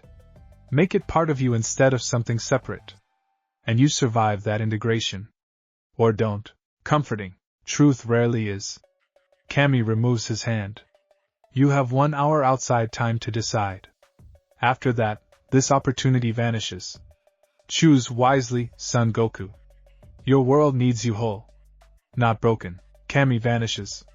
Goku stands alone in the void. His reflection stares back. Hungry. Wild. Powerful. Everything he fears becoming. Everything he might need to be. The choice sits heavy. The hour of decision. Goku sits. Meditates. Tries to center himself. His mind races. Scenarios. Possibilities. What if he can't integrate the berserker? What if it consumes him? What if Kami has to kill him to protect Earth? What if doing nothing means he fails when it matters most? Korin's words echo. Power held too tight becomes poison. Popo's wisdom. Fear is paralysis. Respect is caution. Kami's challenge. Face yourself or remain broken. They're all saying the same thing. Different words. Same message. He can't grow while running from himself. Okay. Goku stands. Faces his reflection. Let's do this. The void shifts. His reflection steps forward. Becomes solid. Real. Berserker Goku grins. Feral. Anticipatory. Finally. Voice deeper. Rougher. Tired of being caged. You're not real, Goku says. You're just fear. Wrong. Berserker Goku's aura explodes. Pure golden light. I'm the truth you suppress. The Saiyan instinct. The warrior god waiting to emerge. I'm not a god. Not yet. Berserker Goku attacks. Fast. Brutal. No technique. Just raw aggression. His fist impacts Goku's guard. The void ripples. Goku counters. Uses Grandpa's forms. Korin's efficiency. Everything he learned. Berserker Goku doesn't care about technique. Just overwhelms. Each strike carries enough force to shatter planets. Held back only by the void's strange physics. You can't beat me with control. Berserker laughs. I'm everything you refuse to be. I'm free. Another strike. Goku blocks. His arms scream. This version of himself hits harder than anything he's faced. Because it knows exactly where he's weak. You're afraid. Berserker presses. Afraid of hurting people. Afraid of being alone. Afraid of being the monster. I'm not. You are. Berserker's knee catches Goku's stomach. You're terrified. That's why you suppress. That's why you hold back. Because deep down, you know I'm right. Power like ours isn't meant for protection. It's meant for domination. Goku crashes. Gasps. The Berserker's right. About the fear. About the suppression. But wrong about purpose. Yeah. Goku stands. Blood on his lip. I'm afraid. Terrified. Every day I wake up scared I'll slip. That I'll hurt someone I care about. Then why fight it? Because being scared means I care. Goku's aura blazes. Not golden. His normal golden green. You're right, I suppress. But not because I'm weak. Because I choose to. Every day. Every moment. I choose restraint over destruction. That's not strength. That's cowardice. No. Goku moves. Fast as the Berserker. Faster. That's love. His punch connects. The Berserker staggers. Love for Grandpa who taught me. For Krillin who trusts me. For every person who sees my power and doesn't run. For the world that gave me home when my planet died. Another strike. The Berserker blocks. Barely. You think power means freedom. But freedom without responsibility is just chaos. I choose the hard path. The painful path. The path that means carrying weight you'll never understand. They clash. Equal now. Goku's controlled fury matching the Berserker's wild rage. You're me. Goku shouts. Part of me. Not the enemy. Not something to destroy. Then what? Something to integrate. Goku stops attacking. Opens his arms. Come on. If you're really me, if you're the power I've been running from, then let's stop fighting. Let's be whole. The Berserker hesitates. Confused. This isn't how battles work. You fight until someone wins, but Goku's not fighting. He's offering. I need you, Goku says quietly. Need your strength. Your instinct. Your freedom. But I need it channeled. Directed. Used for protection instead of destruction. Can you do that? I'm instinct.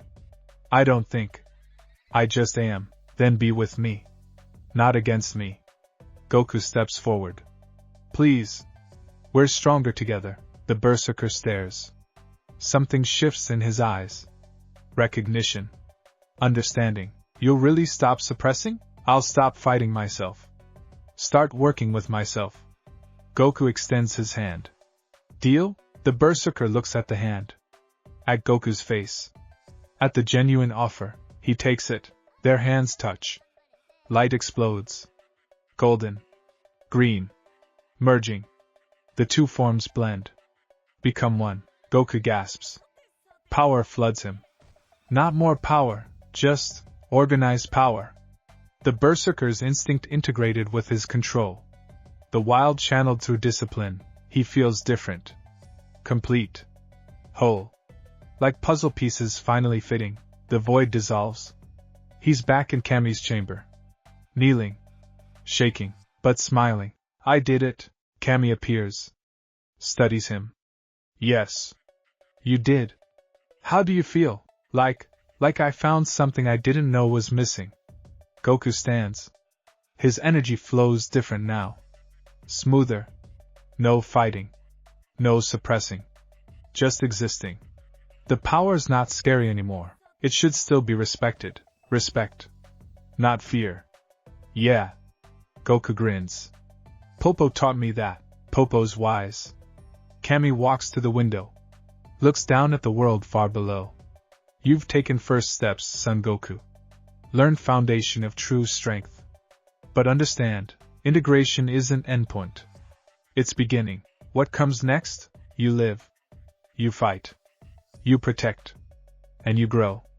Kami turns.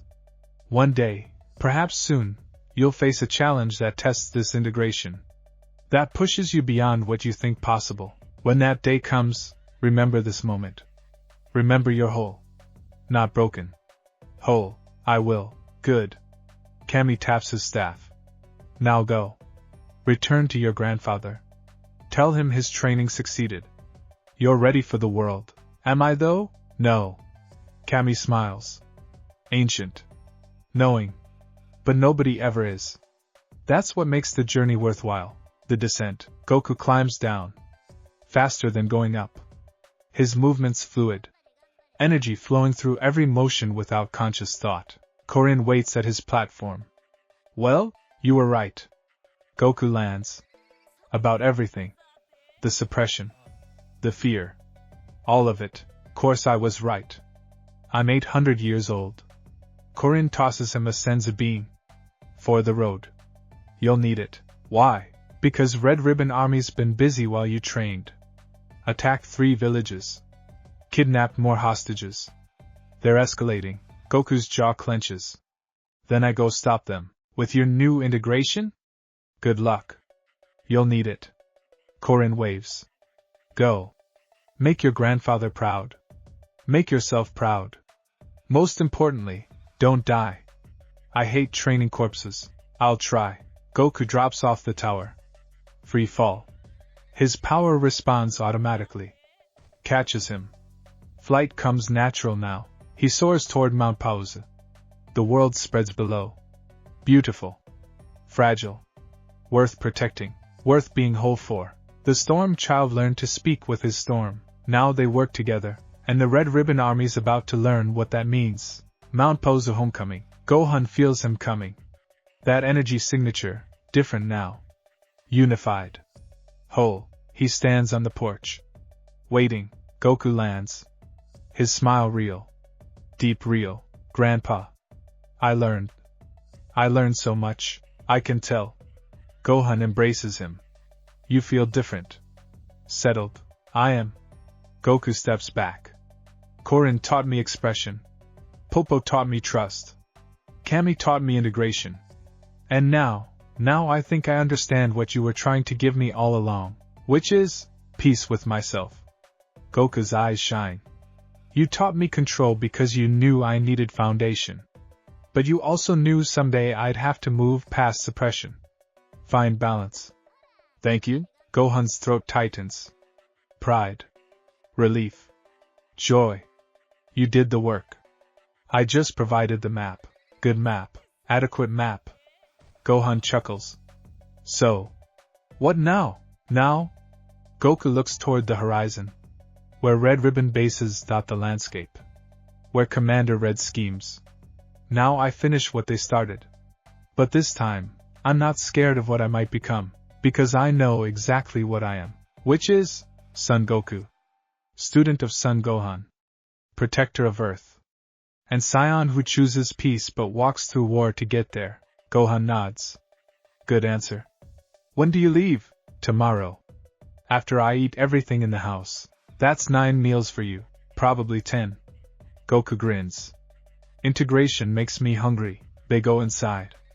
Krillin and Yamcha wait. Training continues. Life continues, but something shifted. Everyone feels it. Goku's different. Confident without arrogance. Powerful without fear. Whole. That night, Goku meditates. His power flowing around him like water. No struggle. No suppression. just existence. He sees his reflection in still water. Smiles at it. Not fearing what looks back. The berserkers integrated. The powers channeled. The warrior god sleeps content, until needed. And soon, very soon, he'll be needed. Commander Red's about to make his biggest mistake, sending everything at the boy who finally learned to stop fighting himself. The storm's about to break, and this time, nothing holds it back.